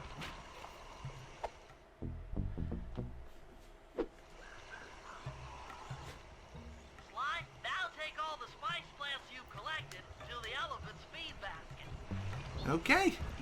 Well, now that we have all the spices, all we need now is to summon the Spice Girls. And then everything will be all fine and dandy. We'll sing some songs, hold a concert, raise some money for charity. Oh, wait, we're thieves. We don't do that kind of crap. Screw that. I'm awful. Okay. Okay, why are you coming over here? I don't get you. I don't get your scheme or why you do the way why you do the things you do. Sometimes it can be kind of difficult to understand what the enemies are truly thinking. Artificial intelligence is truly a interesting kind of area to explore when it comes to technological advancement. Here we go. Sayonara, satellite array. Say hello to the Spice Girls for me.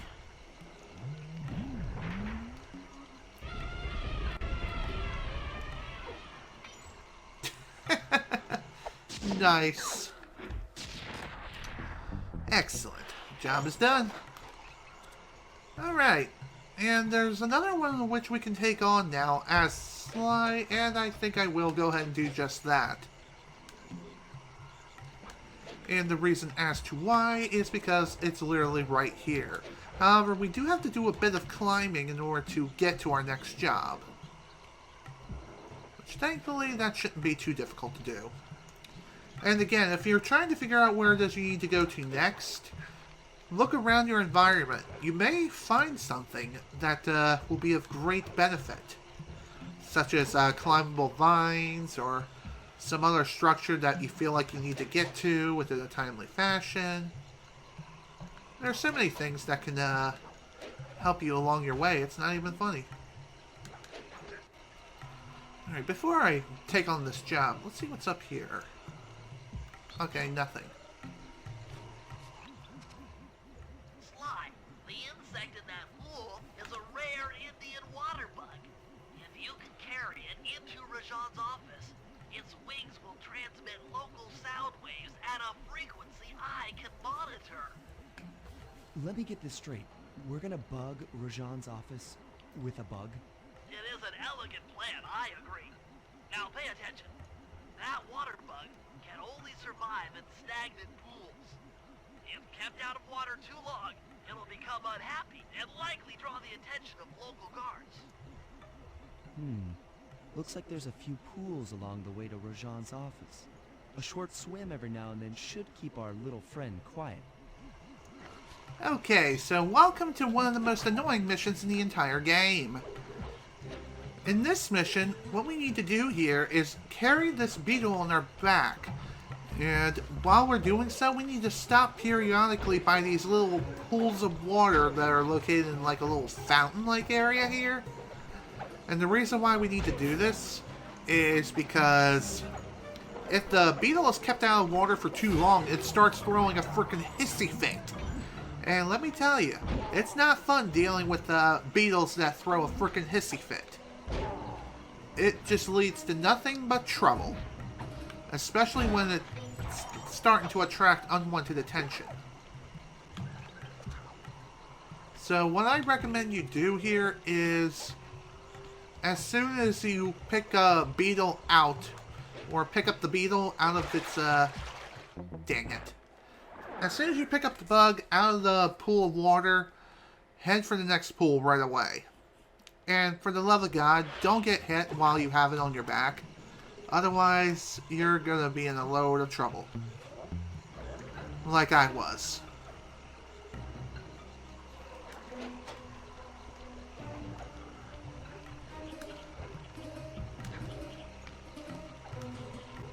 Okay.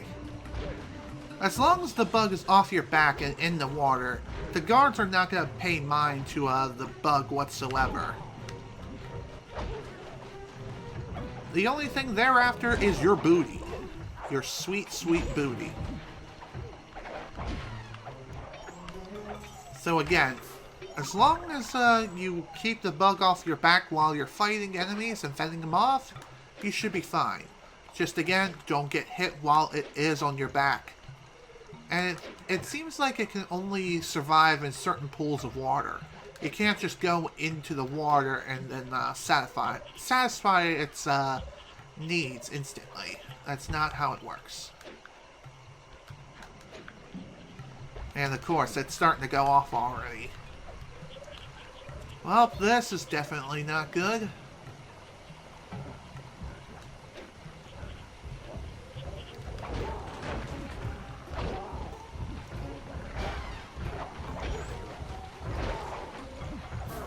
Thankfully, even if you do leave the bug alone and everything, it's not like it'll go anywhere. Just keep in mind, I think if you go too far away, it'll just leave. I could be wrong in this regard. But regardless, try not to stick around for any longer than you need to. Especially when dealing with the bigger guards that are just hanging around with flashlights. And I don't think that I think once a guard ends up in an area where it's not assigned to, it'll just sit there and do nothing.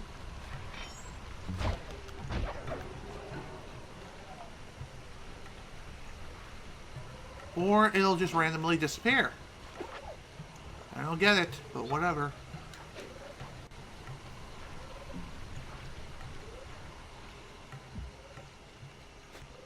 Okay, now to get it up there, like I mentioned before, we're going to need to do a bit of a creative parkour. Okay. And as long as the bug is on your back, you definitely want to try running as often as possible. That way you can make it to the next pool of water with relative ease. Huh, here's one of the clues. That's nice. I have a feeling that this slope is, bad. Damn it. As I thought. Gotta get this thing off my back. Okay, that's fine.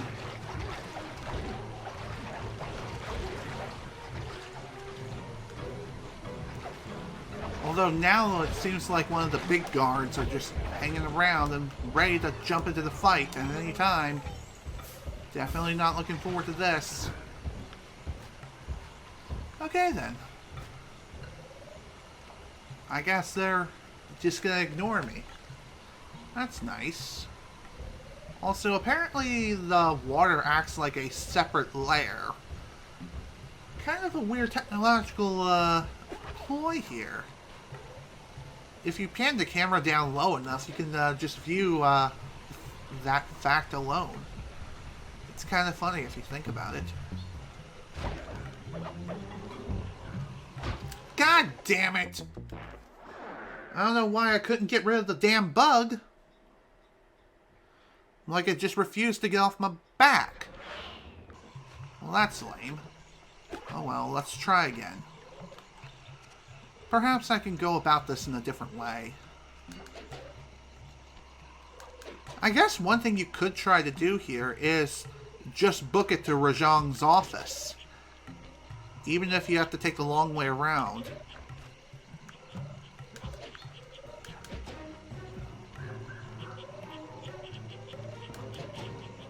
Oh my god, are you serious? I thought I gravitated towards the climbable thing. Not that. Whatever. At least with failing the mission, it just means I can respawn with full energy. Kinda needed to do that anyway, since I screwed up majorly.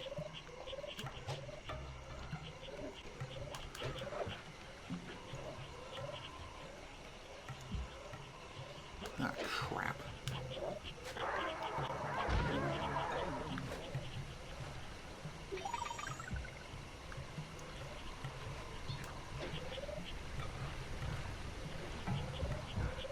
Damn it! Only lost because the damn bug wouldn't shut the hell up. I kind of had to book it anyway. Grab the thing. Good lord, man. Why is it that sometimes it just drops my inputs for no reason? I have no frickin' clue.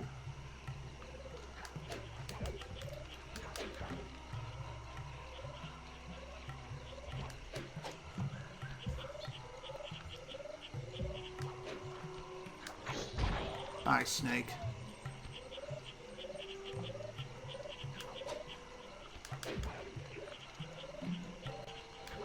Another thing that's kind of annoying too is sometimes when you're trying to gravitate towards one of the sparkly objects to begin climbing, you'll instead start sliding for no reason on the previous object you were on. Why that is, I'm not 100% sure, but it is really annoying that is even the case.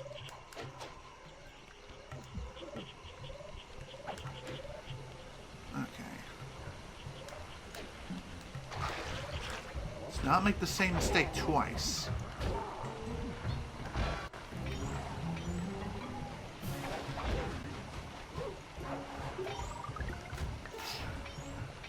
And I'm out. As if I was never even there.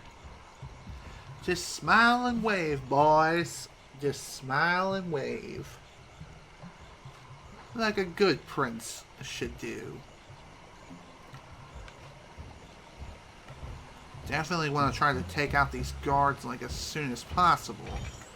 Although one of them is going to gun my ass down as soon as I knock this one out.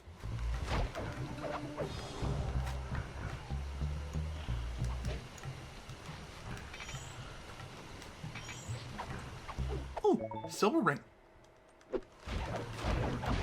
Oh, are you serious? Well, I'm kind of surprised that even worked. Granted, I was trying to mash the dang circle button, or triangle button, rather. That way I could have stealth killed him more quickly. But apparently that guy was just not having it.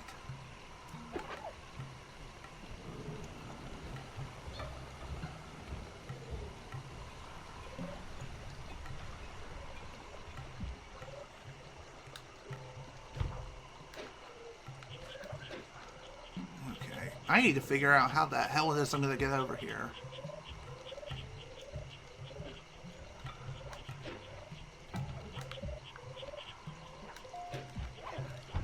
Got it.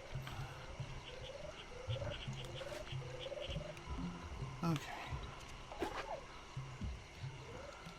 In we go. What email did I get? Funimation. Hi. I think at this point, even if you do end up losing the bug, you'll just, end up back here. Excellent. I've already tuned into the bug's wing vibrations. I'm a genius. Indeed you are, Bentley, and I'm glad you are such a genius. And this office is also where the safe is located. Ouch. So once we get the last clue, we'll be back here. We'll definitely be right back here.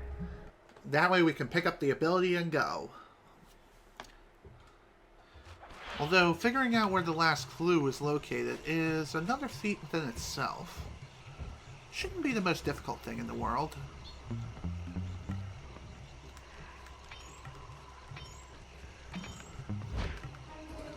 There we are. Okay. Kind of wish I knew where I could find the last clue, though. Oh, I did not mean to re-enter that building. I meant to keep pickpocketing, but nope. Apparently the game was not having that. Oh well.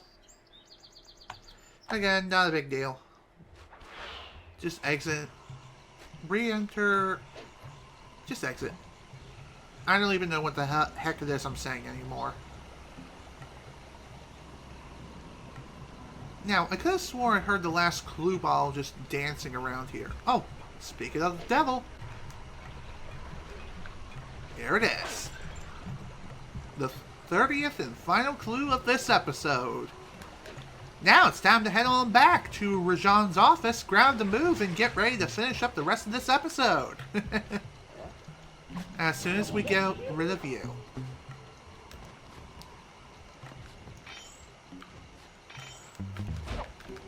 Good night, sweet prince.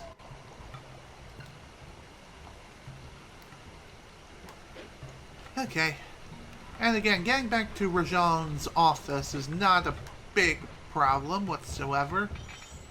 All we really need to do here is some parkour work and we'll be fine. Although the camera definitely is kind of being a pain in the butt right now. It's really not that big of a deal. Dang it.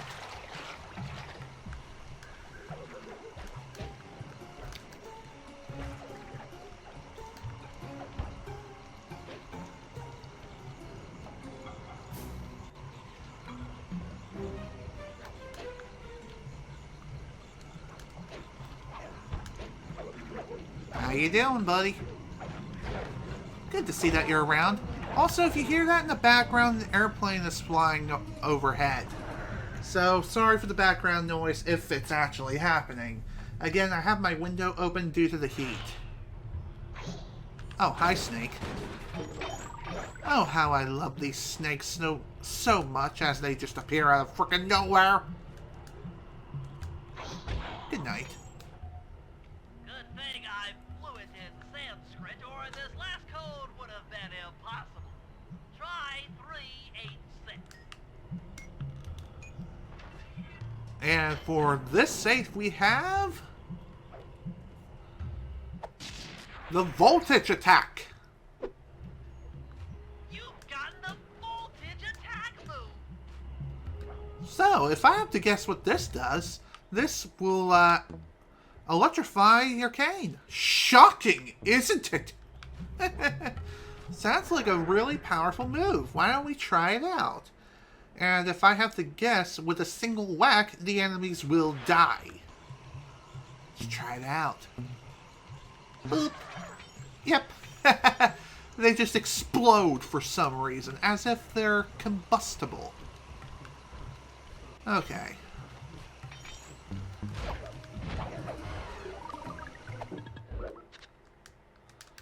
Alright. We're almost done here. Time to head back into episode 3. And the reason why I'm doing this is so that way I can quickly warp back to the safe house. Because getting back to the safe house in this episode is kind of a pain in the butt. It's not the biggest pain in the world, but it's still a bit of a pain. Especially for Bentley and Murray. Honestly, quick warping back to the safe house that way is probably the best thing to do. Honestly. Okay, there's the noise I was thinking of earlier. In the last session, I was trying to bring up a comment about the crossbow making a noise every time you fire it. Well, every time you fire it, it activates a sound cue signifying that the crossbow is being reloaded. So, if you exit out of the binocular view before the crossbow is reloaded, you won't actually see it be reloaded. It's kind of weird if you think about it, but it's actually true. Anyway, we do have this snooze bomb here. Honestly, it's really not a very useful item. And the reason as to why is because your crossbow does the work even better than the bombs do. Plus, it doesn't cost any energy to use. Unlike the snooze bomb, which they do. Again, not the most useful of abilities out there, but far from the worst. Okay. I think if I hop up here, should be okay. Oof. Goodbye.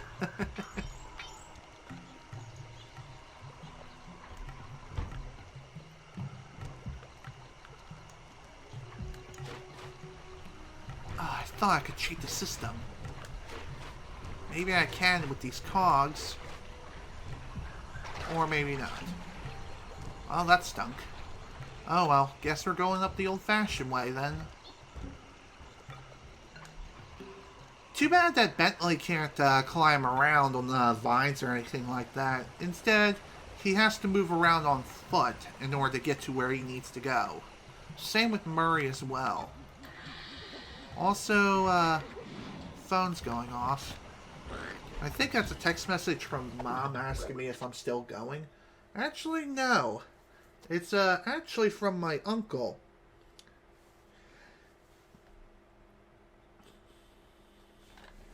Hang on a second.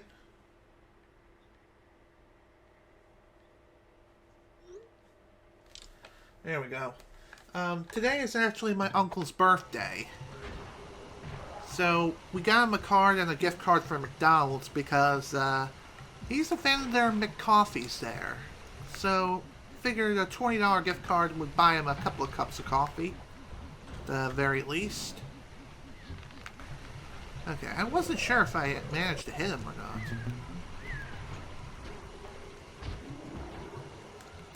not. Okay. Glad that was over with nice and quick. Alright, time for Bentley to get to work.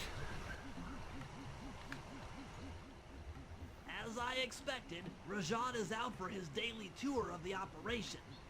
My sources claim he always carries 3 blueprints on him, which, when read together, tell you everything about his spice operation. Too bad he doesn't have that section of the Clockwork Heart we saw during the recon. You could just pump him full of sleep darts and we could all go home. Unfortunately, my sleep darts aren't powerful enough to affect Rajan. What? How are you gonna get at those blueprints?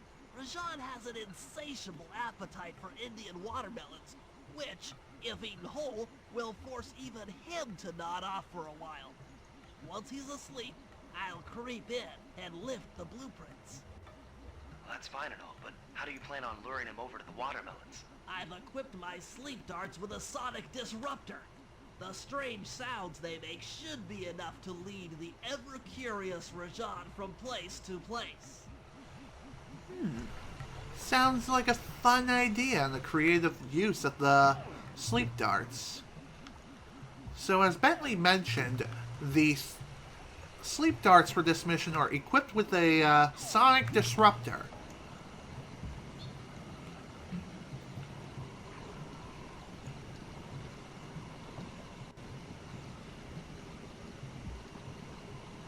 Well, that was easy enough.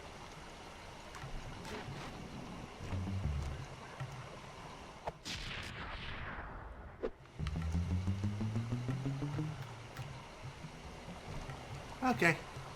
So basically, as I was trying to say earlier, the sleep darts are now equipped with like sonar capabilities. So what we need to do with this is use the sleep darts to lure Rajan around this entire place and have him eat these frickin' watermelons that are scattered throughout and about. However, the sleep darts are only effective for a certain amount of range. So, you can only get so far with them. Afterwards, you kind of have to start heading back towards where Rajan is located in order to get him to continue to follow the sound waves.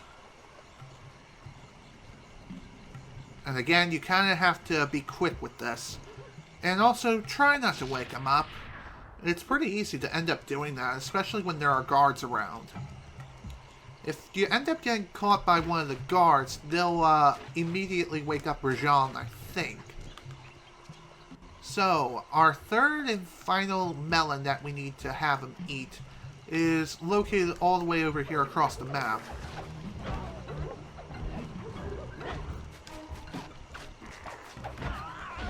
Come on, dude. Really?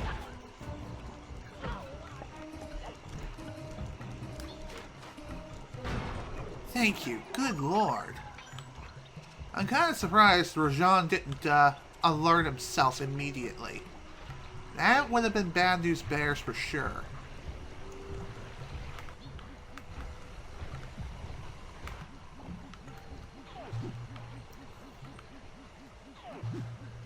Okay. Gotta get a little creative with this.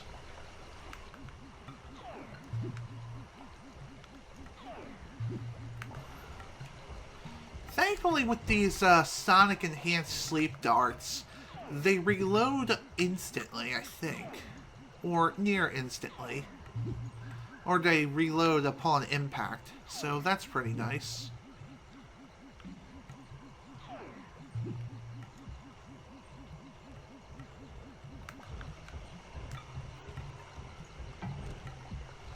Okay. I'm gonna have to be quick about this. Though granted, it probably won't be working out too well. We'll see.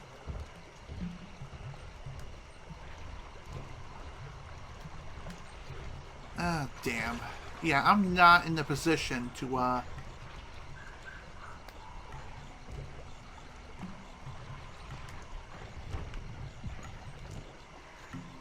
Okay, I'll take it. What? The blueprints? They have been stolen! That's the complete set of blueprints. Great field work, Bentley. You're really getting the hang of this. Phew! That was pretty close. I was kind of worried there that I was going to end up failing that mission. Thankfully, we were able to get through with relative ease. I've got some bad news. Rajan has gone into hiding somewhere in the temple. I guess the destruction of his satellite array and my invasion of his personal space to get the blueprints spooked him. To get his portion of the Clockwork Heart, we'll need to drive him out into the open. Given Rajan's spy-saddled temper, I'd recommend making him angry.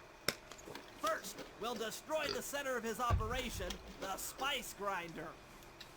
Then we'll demolish the dam above the temple in an attempt to flood him out. If that doesn't work, I've made arrangements to exchange one of the temple's facade rubies for some high explosives, which, if necessary, we can use to flood the whole temple grotto. If my psychological profile is accurate, Rajan should pick up the other half of the Clockwork Heart before making his escape, effectively bringing it to us. Pretty ingenious plan, Bentley. I like the way you think, my friend. I really do. Okay.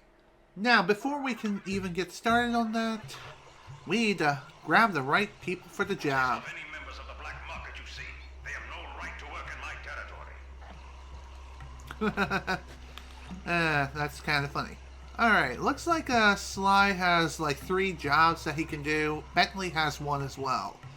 So, it might not be a bad idea to grab Bentley and take care of his job right here and now. So that way we can get his job done and over with nice and quickly. Not only that, but also his job is technically the closest out of all the jobs in the vicinity.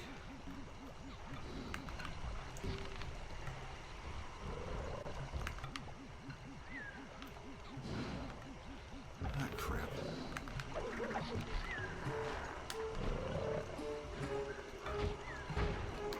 Well, that's one way of going about things. Rajan's holed up in his temple. Got any ideas to force him out of hiding? My research indicates that tigers have an aversion to water. By destroying that dam, the temple will be filled with a runoff. Flooding him out, huh? Good plan. But I don't think your bombs are strong enough to do the job. You're correct. Fortunately, while monitoring the bug in Rajan's office, I overheard that a new autopilot attack helicopter had just arrived. It's sitting inside this truck. Stay sharp. That dam is sure to be well protected. Ooh. An autopilot attack helicopter. This'll be fun. Let's go for a ride. All forces, defend the temple now. A barrel of spice to the gunship that brainstormed the aggressor. Okay, so for this turret mission, what we need to do here is use this autopilot attack helicopter and the turret that is attached to it to destroy the dam, which should be a pretty simple task. Though for whatever reason, the attack helicopter has the same health bar as the remote chopper. So why is that? I'm not too sure. I know it was like this in the original PlayStation 2 release as well, but it is kind of a nitpick kind of thing that is kind of boggling my mind as to why this is even a thing. So basically what you want to do here is, again, fire the turret in bursts so that way it doesn't overheat and leave you vulnerable for too long. So what you want to do with the choppers that are retaliating against you is obviously shoot them down. A upon shooting them down, as long as they don't get too close to you, you should be able to dodge every single missile that they fire at you with relative ease. Though as the mission goes on and gets more and more difficult, I believe they'll start taking multiple hits to take down. So in this case, it might be a better idea to just go after the dam rather than the choppers themselves, but... And again, when it comes to the turret, fire and bursts. Bursts is the way to go.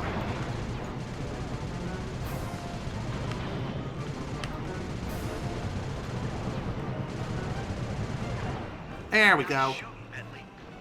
Rajan knows how to swim. What? A piece of the dam struck the chopper. It's going down.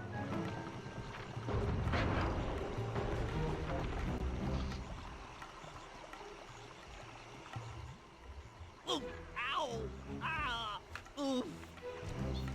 Oh! Well, not the greatest of endings, but at least the job is done. Most of the dam has been destroyed, which is excellent to see. Now things are going to be even easier for us going forward. At least it should be. Of course, we still have a bit of work left to do, though. And what we have left to do is we need Sly to finish everything up here. Which, that is going to be easier said than done.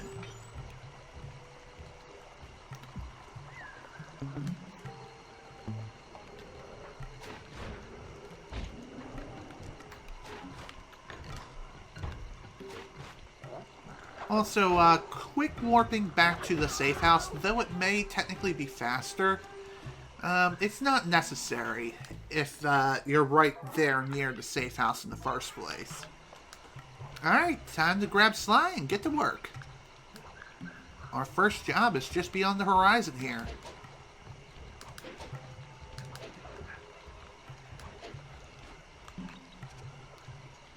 Okay, let's go. Our first job is actually located right on the very top of this thing right here. However, to get to it, we're going to need to do some parkour action. And of course, that's not going to be easy, considering what we need to do to even get up there in the first place.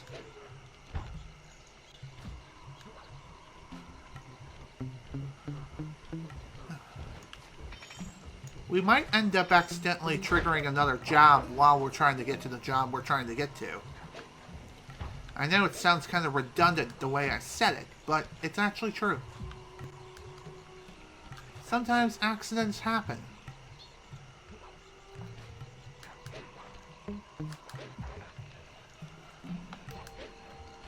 There's also this too. I guess I'll come back for it later if I can. And again, might be fun to just grab it and run for the hills.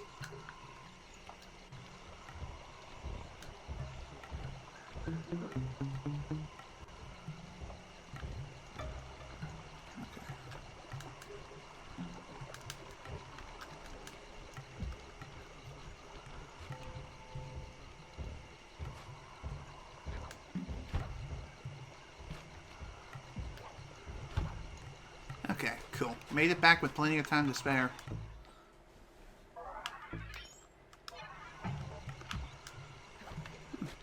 At least the item sold for a really good price. 447 coins.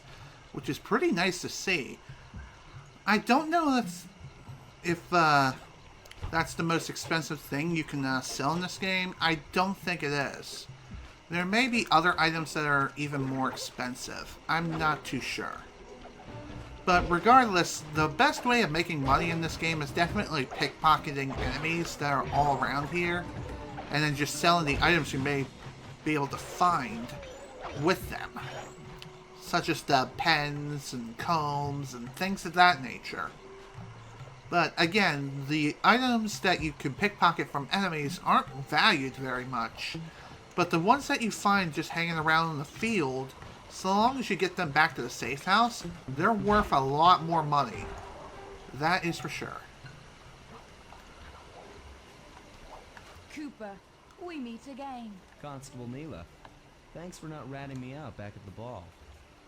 Oh, I should be thanking you.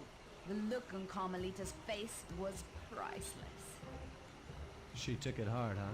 No one likes to have their affections played with. I know I certainly don't. Look, Neela, as soon as this India job is over, why don't you and I go out on the town? We'll dance through Bollywood and eat curry all night long. I'll keep it in mind, but first, the task at hand. I've learned of a secret entrance leading to half of the Clockwork Heart. Legally, I can't enter the premises without a warrant. But now a thief like you... A thief like me can go wherever he pleases. I read you. Don't fall behind while I lead you to the entrance. This place is thick with guards, and standing still can be lethal. I hear that, sister. Okay, time for another follow mission. Neela will... Yeah, Neela. She will once again be leading us to where we need to go. But again, just hold down the run button and keep following her as much as you can. If any guards stand in our way, she'll take them down with like one hit. So there's no need to worry about whether or not she'll take down any guards that are just pestering you. Though if they're around her, however, she won't be going after them. She's dead set on reaching her objective. Or technically your objective as well, but even so. Just figure I throw that out there. Oh crap. Thanks for the push. Definitely well needed. Where to now? Thanks. You know, Neela doesn't seem like such a bad girl. She really doesn't seem to be that way. I wonder if this will come back and bite us in the butt later. Foreshadowing. Oh, come on. Are you serious, Neela? You're already acting quite suspicious, and I don't like that. Thankfully, if you do end up falling behind, as long as you are able to keep running, you should be able to catch back up with her in no time.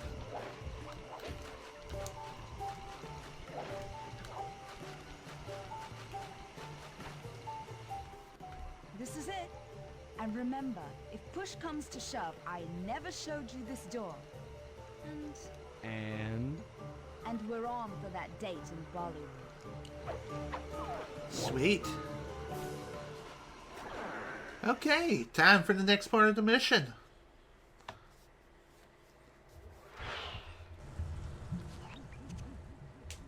there it is, just like Neela said. In order to lower the Clockwork Heart, you'll need access to that control box, but it's locked down tight. Oh, I'm sure these guards won't mind if I borrow their keys. Yeah, let's borrow their keys and just have a jolly old time.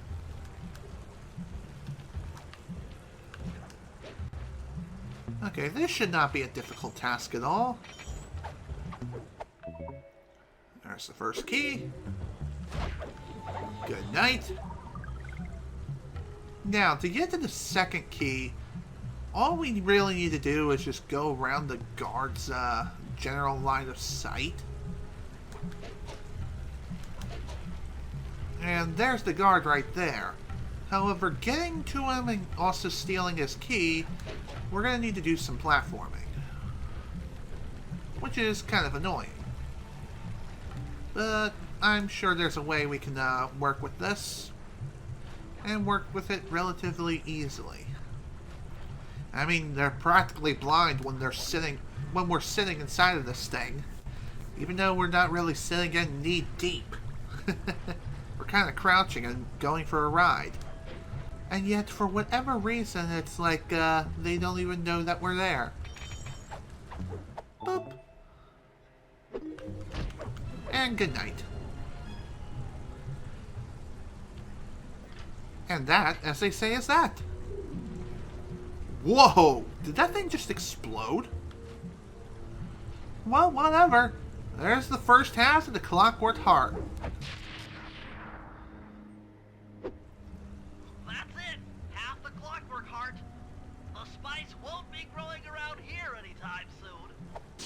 That's great news. Definitely happy to hear that. Okay. And with that, we are done with this place. One job down, 2 more to go before the next part of this episode begins. And we should be able to finish this within the next 10 minutes or so. If not, within 20 minutes, 30 minutes tops. It shouldn't be that difficult to do. Especially if you perform successful sequence breaks such as that. Okay.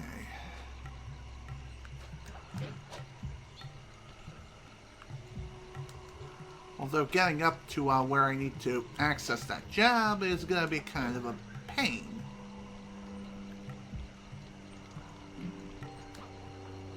Although it shouldn't be too bad.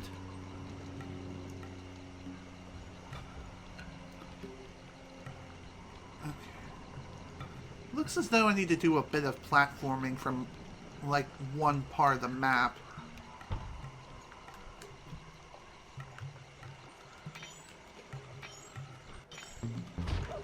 And good night. Dang, I really sent that guy flying. Although he wasn't really flying that far, but even so, it was still quite a flight. Hi there, Snake. Don't you dare ruin my frickin' sneaky approach. Like you always do, you sneaky snake.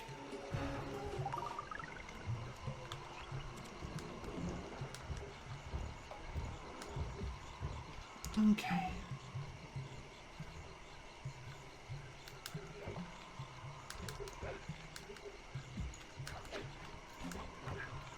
Alright. Funny enough, another one of our jobs is around this area too, somewhere. Oh, of course.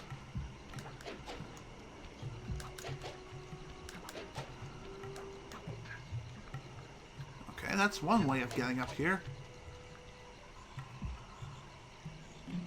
I seriously wonder how this structure is even stably sound.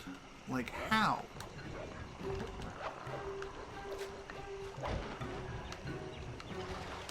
Ha!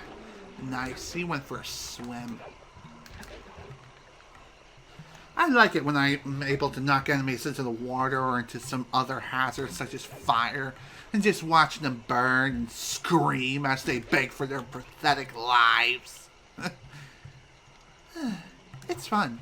I wonder if I have some sort of problem. Nah.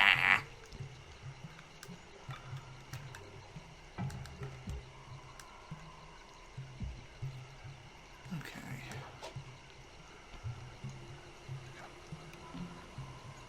Okay, it's that way.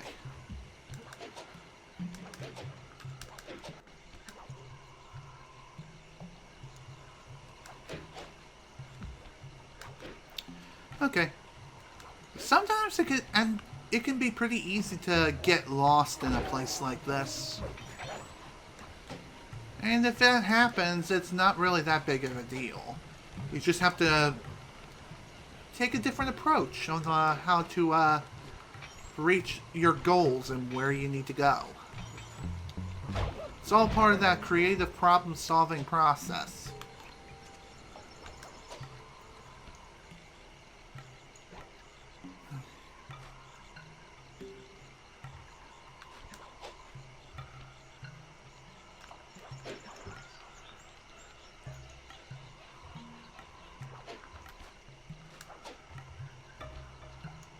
And here we are. We've been contracted to acquire that huge ruby of Rajan's for a local crime ring. In exchange for the goods, they'll set us up with a cherry bomb 500 for the heist. A cherry bomb 500? That's a lot of cake. Trust me, we'll need it. To get that ruby free from its moorings, you might have to whack it a few times with your cane. I'm on it. Cool. Let's get to work. There we go. Wow, that's one durable ruby. Murray, you're on. Sly's knocked the ruby loose, and now we need your muscle to get it to the buyers. Muscle on the way. Okay, so this job, unlike all the other jobs that we've done so far, this one requires teamwork. So unlike all the operations we've done where we play as all 3 party members, this time we're actually outside of an operation, and so we kind of have to work with whatever cards we're dealt with. So in this case, Sly and Murray are going to be working together to complete this mission. I'm not sure if Bentley is going to get involved at a later point, but regardless, we have quite a bit of work to do. And funny enough, this is the first time we're playing as Murray in this entire episode. He's not really had much of any sort of love whatsoever, this whole thing. Really. It's kind of baffling that he hasn't had a single job yet until now. Nice.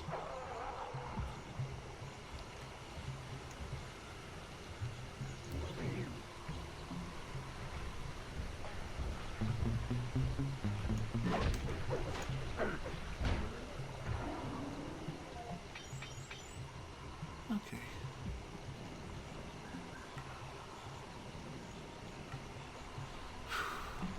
Getting to where we need to go shouldn't be too difficult to do.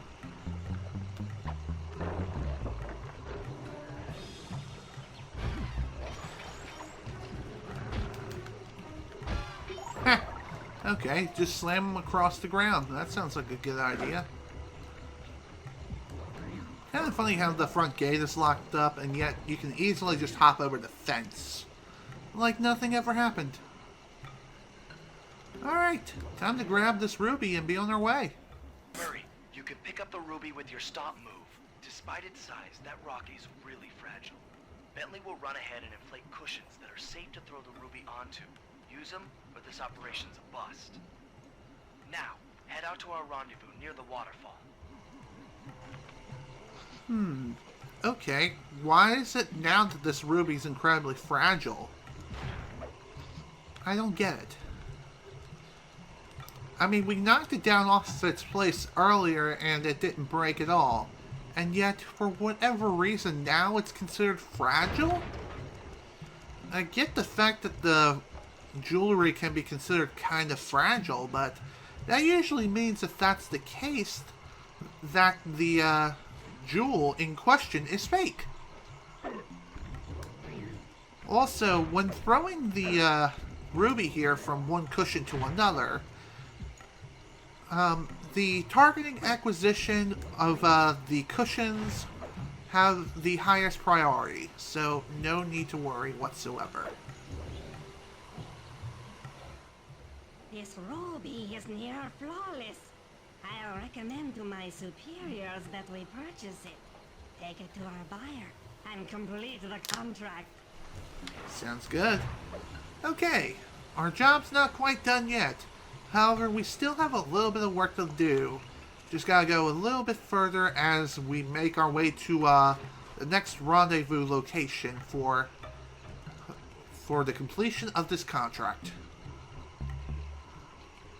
Also, if an enemy happens to spot you, or if you get surprised by a snake, the mission is as good as failed.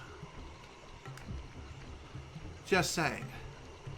If you have to pick up the ruby again, just make sure all the enemies are cleared out before proceeding. The ruby can't take much of a beating whatsoever. If it's knocked out of your hands, that's it. The ruby is done for. So make sure everyone is completely cleaned out before proceeding. Alright. Stupid snake.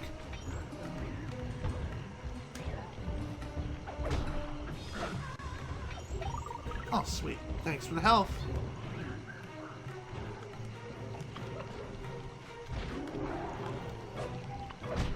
It's kind of sad that you can't use the Fist of Flame to attack multiple enemies in a single charge. I don't think it works like that, unfortunately. As dumb as that is.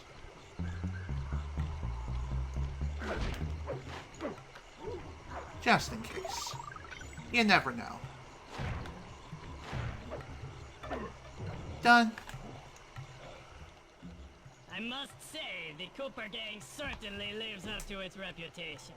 This is a true Indian treasure. We will honor the bargain and provide a cherry bomb 500 at the time the turtle requested. Thank you very much. It's funny how this job was flagged as complete under Murray, and yet Sly was the one that did part of the work, and really everyone was working together in this sort of instance here. Perhaps the reason why it only flagged as Murray is because the game is not programmed to properly credit just 2 characters at once rather than all 3.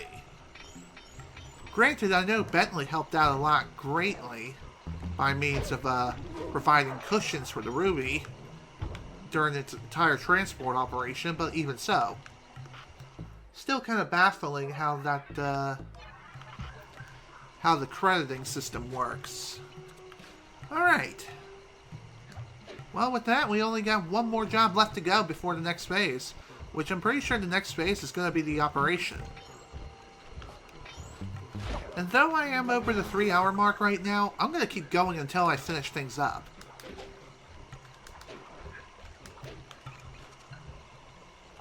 We should be able to finish things up within the next, in just a little bit here. How my leg?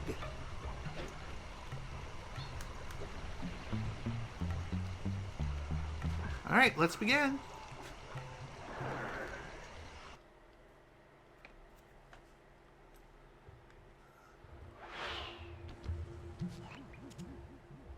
According to Rajan's blueprints, you're near the spice grinding facility. However, the passage is blocked by those laser fences. Looks like they're using TNT to create these catacombs. Maybe I can borrow some to destroy the fences. You're the demolitions expert. How am I supposed to use that stuff? Oh, it's simple. Just jump in, walk the barrel to your target, jump out, and get clear of the blast radius. But be careful around floor lasers, Sly. The TNT barrels won't work on them. Attention guards. Make sure all laser fences are operational to protect the spice grinder. Okay. So this mission here is kind of an annoying one, because we have to... Oh, okay. Ooh, a real race. Hello and welcome. Thanks for the emote raid, I guess. Dang it. Oh well. We'll try again. Anyway, as I was trying to say, the reason why this mission is really dang annoying is because as you're transporting the TNT barrel from one location to another to have it detonated, if you happen to get triggered by any of the lasers along the way and get caught within the TNT barrel, it's a one-hit death. And it is a pain in the frickin' butt. For sure. Okay. I think there's a way I can get across here without the need of Okay, I see what I gotta do. There should be another TNT barrel around here. I'm within visual range of the spice grinder. What's next? Rajan won't come out of hiding while spice is still being manufactured. If we destroy the grinder, he'll be out of business and have no reason to stick around the temple. Great. We do the world a favor and Rajan's forced out into the open. Start by getting a hold of that TNT down there. It's worth mentioning that guards won't be able to detect you if you stay still while in the TNT barrel.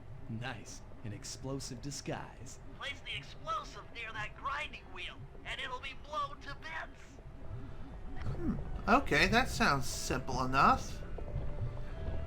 Although getting rid of the guards is also another idea and another way of going about things. And honestly, getting rid of the guards is really the best thing that you can do. Goodbye. Just for the love of God, do not get spotted, especially if you're inside a TNT barrel.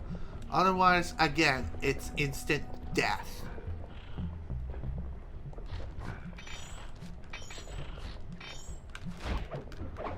Goodbye. Now then. How are we going to go about getting through here? That is the question. Well, funny enough, there's actually a way. We're going to need to take this TNT barrel and go around this entire perimeter. And we're going to have to make multiple trips too, so be prepared to do a lot of running around. Thankfully, a checkpoint flag has been marked, so if we do end up biting the dust yet again, it shouldn't mean the end of the world. It's just gonna be kind of a pain to get back through this again. Okay. One thing I definitely love about the traversing the barrels and everything is the little that music. Ah! Okay, well that scared me half to death. Dang, man. Well, even though that laser barricade was not necessary to destroy, it's honestly a good idea to take that thing out. For that way, when you go to exit this place, you won't have to traverse through the entirety of this whole frickin' maze again. And I think it also helps with trying to get back to where you previously were, if you end up dying. Okay, that was pretty close.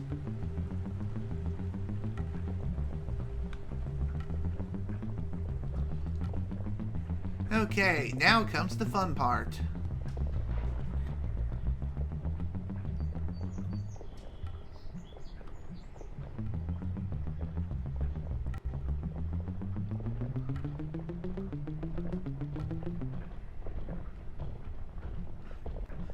I'm kind of surprised that the guard is not being all super suspicious right now. TNT barrel into that basin filled with spice dust.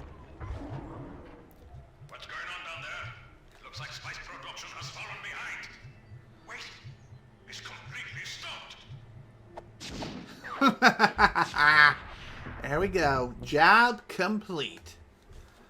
Now the fun truly begins. Partial flooding didn't work, so it's time to go the distance. Blowing up the temple's elephant mouth should turn this grotto into a swimming pool. I'll cover Murray from the chopper's gun turret while he pries the mouth open. Once that's done, Sly will need to walk the Cherry Bomb 500 into the throat. Then get high ground as fast as you can. Rajan is sure to show up and be extra angry. Jump him, snag his half of the Clockwork Heart, and we're out of here. Okay. Considering how smoothly the previous operations have went, I'm pretty sure this one will go just as well. But we'll have to wait and see. I'm pretty sure Bentley's the one who starts this operation. Actually, no, it's Murray. Okay, then. That's one thing that's kind of annoying, is not knowing who starts what job, and who has a job for that matter.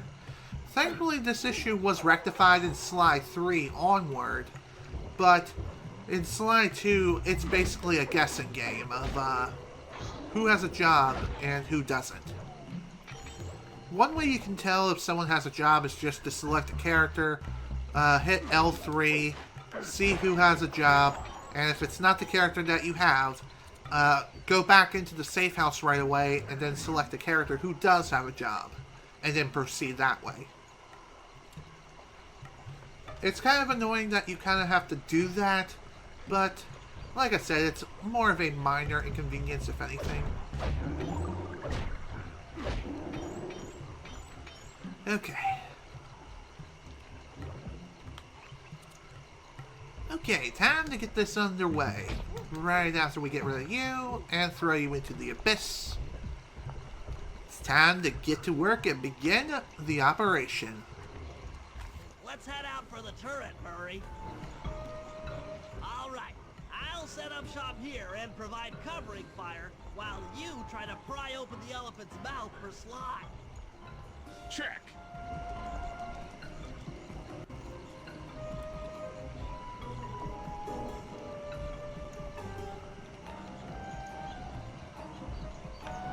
Okay, so in order to begin this part of the operation, now we need to get Murray over to the lever on the right-hand side of the elephant mount, which should be a pretty simple task.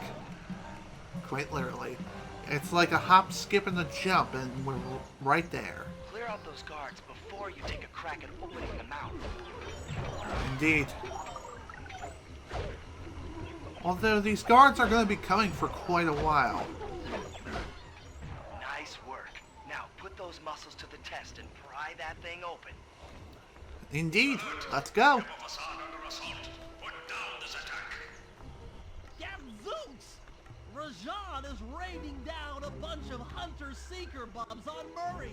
He'll never be able to get that mouth open unless I destroy all of them. Oh dear. So, for this part of the mission, we need to provide cover for Murray as he's lifting up one side of the frickin' elephant mouth. And unlike all the other sort of missions with the turret, we need to destroy each and every single target as they rain down. If we miss even one, then the mission is a fail. And again, your best course of action is to fire in bursts.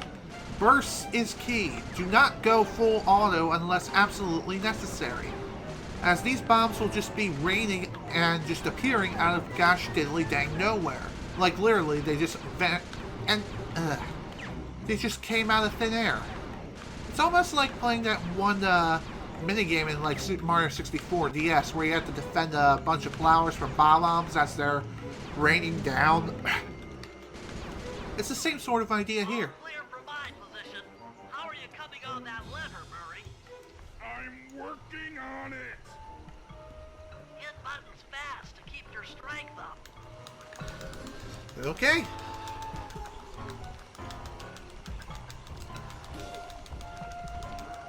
Done. Yes, the Murray's might and muscle triumphs again. The mouth is open. You're all clear to bring in the Cherry Bomb 500. Okay, folks. Now it's time for the next part of the operation, where we have to use the Cherry Bomb 500 to pry open the mouth. And getting this thing up to the mouth is gonna be not a cakewalk at all, in the slightest. So, in order to get this thing up to where we need to go, we need to go up a predetermined path. Though getting there can be kind of a pain in the butt. And again, if you jump out of this thing, the TNT just explodes.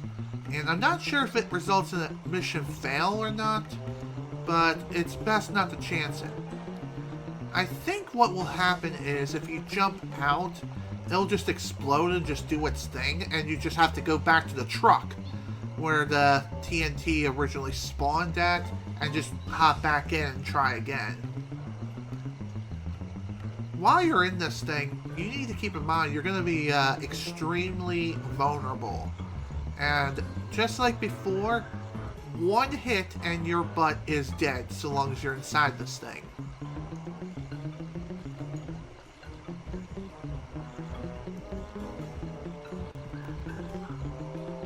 Okay. Getting to where we need to go is gonna be a bit of a pain in the butt, as we need to go about this in the most roundabout way possible. Thankfully, the guards here are extremely short-sighted. So, that's nice. They're so short-sighted that they don't even realize that something's even here. Come on. Move about on your way. Go away, please. Come on, don't sit there. Is it because I'm blocking his path? The heck was that?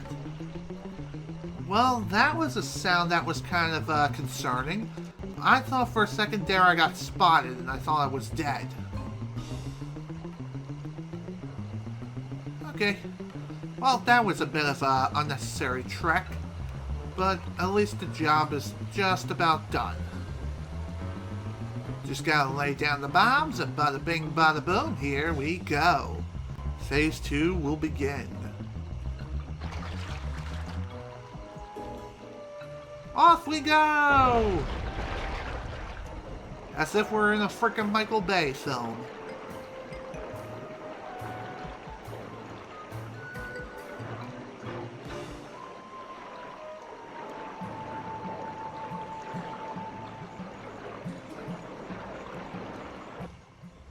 Black clouds and thunderbolts, my spice temple, ruined! I will no longer hide while you villains destroy my hard-won empire. This place is mine. Here I am king. Come, face me, Cooper. With Clockwork's Black Heart, I will show you true power. You are nothing. Come face the might of Rajan, lord of these hills. Boy, when we try to tick someone off, we really do the job. Yes, you do seem to have quite a talent for it. Constable Neela, slumming it with the thieves again? That man is an illegal spice trader. He should be brought to justice. All I'm after is the Clockwork part. You help me take him down, and the bust is all yours. Just try to keep up. Oh.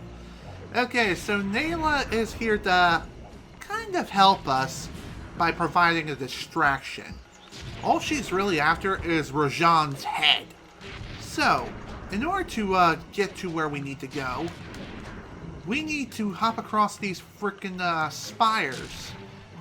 And also try not to get zapped along the way. Which is very easy. Neela, now! Sorry. Wait, what? Well, crap. Sly! I'm coming, buddy! This is it? This is the Cooper gang I've heard so much about and feared these long hours? The Murray will renew your fear. Who's the Murray? All I see is a fat, pathetic weakling. I might be big and not as smart as the other guys, but one thing I'm not is weak. Okay. Well, that kind of shat for the birds. Ow. Okay, so as a result of Nayla's little negligence, which, let's be honest here, I'm pretty sure she just betrayed us. Not that surprising in the slightest. So, to improvise what just happened here, now we have to fight Rajan in a one-on-one battle to the death. Defend your lord. Ow. Damn it. That sucked. Fat, pathetic weakling. Oh, please. Man, why does he have to be such a butthole? Alright, let's try this again and hopefully not get screwed over majorly. Ow. Also, the Fist of Flames, unfortunately, I don't think really do any additional damage as opposed to just punching the crap out of them.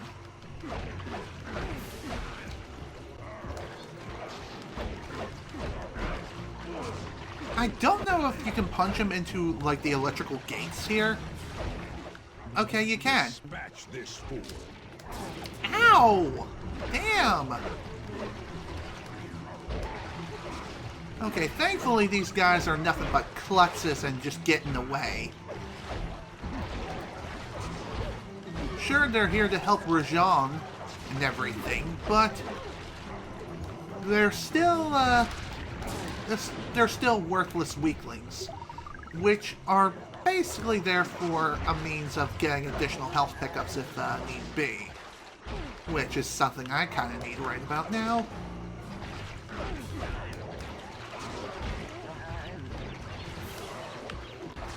Funny enough, you can actually use the enemies as a means of a projectile as well.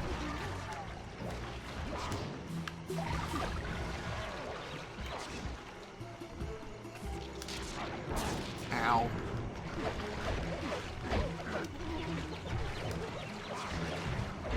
Oh, come on! Seriously? Well, that was lame. Damn it. Oh well. Let's go again.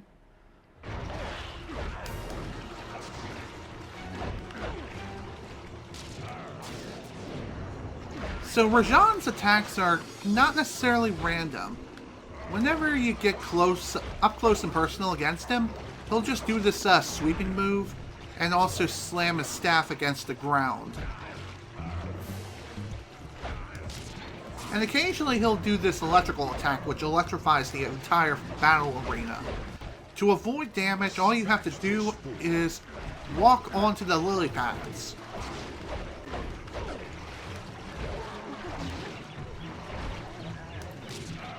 Damn it. Didn't expect that.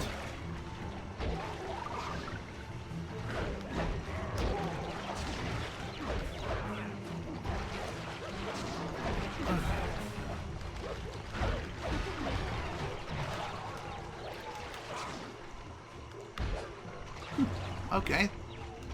That was pretty effective, I must say.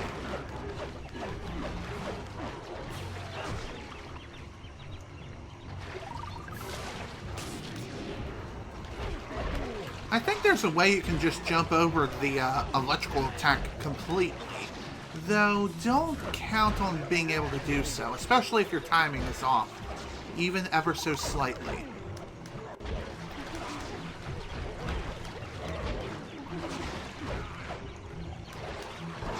Oh, come on, really?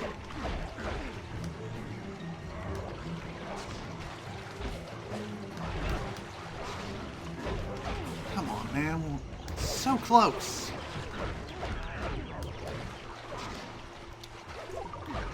If you see any health pickups just lying around the bout, go after them immediately, especially if you're running low on health like me. You never know when they may come in handy and save your life.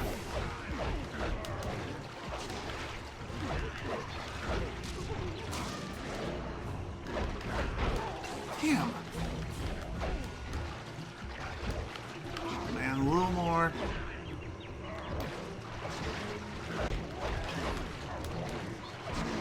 Come on, man.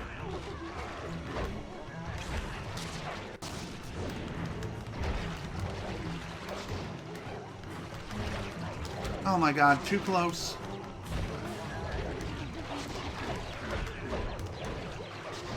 Oh my god, he's literally on death's doorstep. Did I win? Yes! Belongs to the Marine. Damn Skippy. Sly's gonna want this half of the Clockwork Heart safe and sound.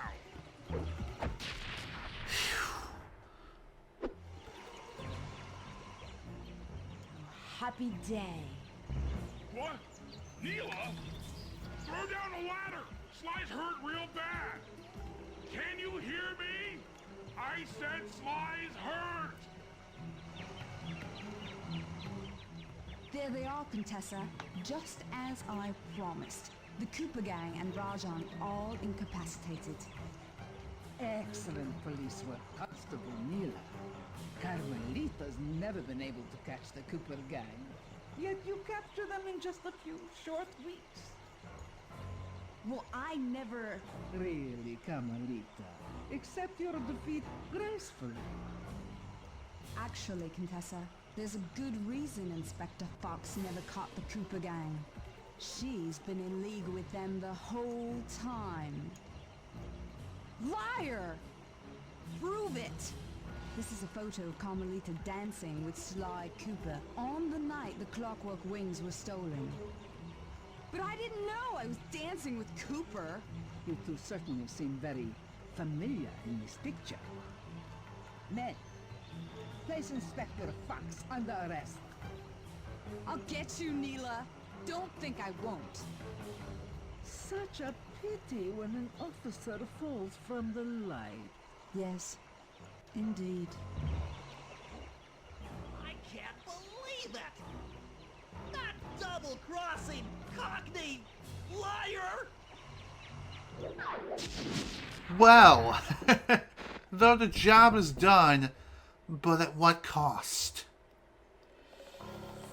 Though statistically improbable, I had to face the facts. Neela had betrayed us, my teammates were captured, and I was all alone. While intellectually inferior, Sly and Murray had always been a rich source of sociological interest. The long walk out of the jungle gave me time to reflect, and with each passing step, my sense of isolation grew. Shockingly, my comrade's absence had a profound emotional effect on me. This was it. This was the true test of friendship. Upon reaching the van, my resolve was hardened. I had to save my friends. But first things first, I had to learn how to drive a stick shift.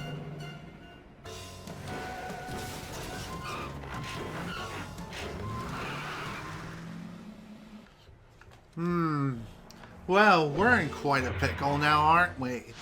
Well, Neela has betrayed us, unfortunately. Sly and Murray have been captured, however, Bentley was able to get out alive and get out with his skin intact. So now he's in pursuit of Sly and Murray as they're being escorted all the way to basically Arkham Asylum. Not quite there, but it's still a prison. And a very deadly place to be, let me tell you. Not speaking from experience, of course, but I'm just saying. But with that, we made some great progress today. We managed to complete episodes 2 and 3, which I'm really happy with. And my alarm is going off telling me to take my medicine, which I will be doing just that as soon as I end today's play session. So, with that, we're done here for today. This is General Snivy with the Sly 2 Band of Thieves playthrough. Thank you all so much for watching, and if you were able to attend the live stream live, thank you for attending. Next time, we're going to be busting our friends out of prison, and maybe we'll even be able to save Carmelita Fox along the way too. We'll have to wait and see what happens, as Bentley is going to be in for one hell of a ride. And he'll be conquering his greatest challenges yet, alongside mastering the art of the stick shift. Regardless, thank you all once again so much for watching. Hope you all enjoyed. See you all next time.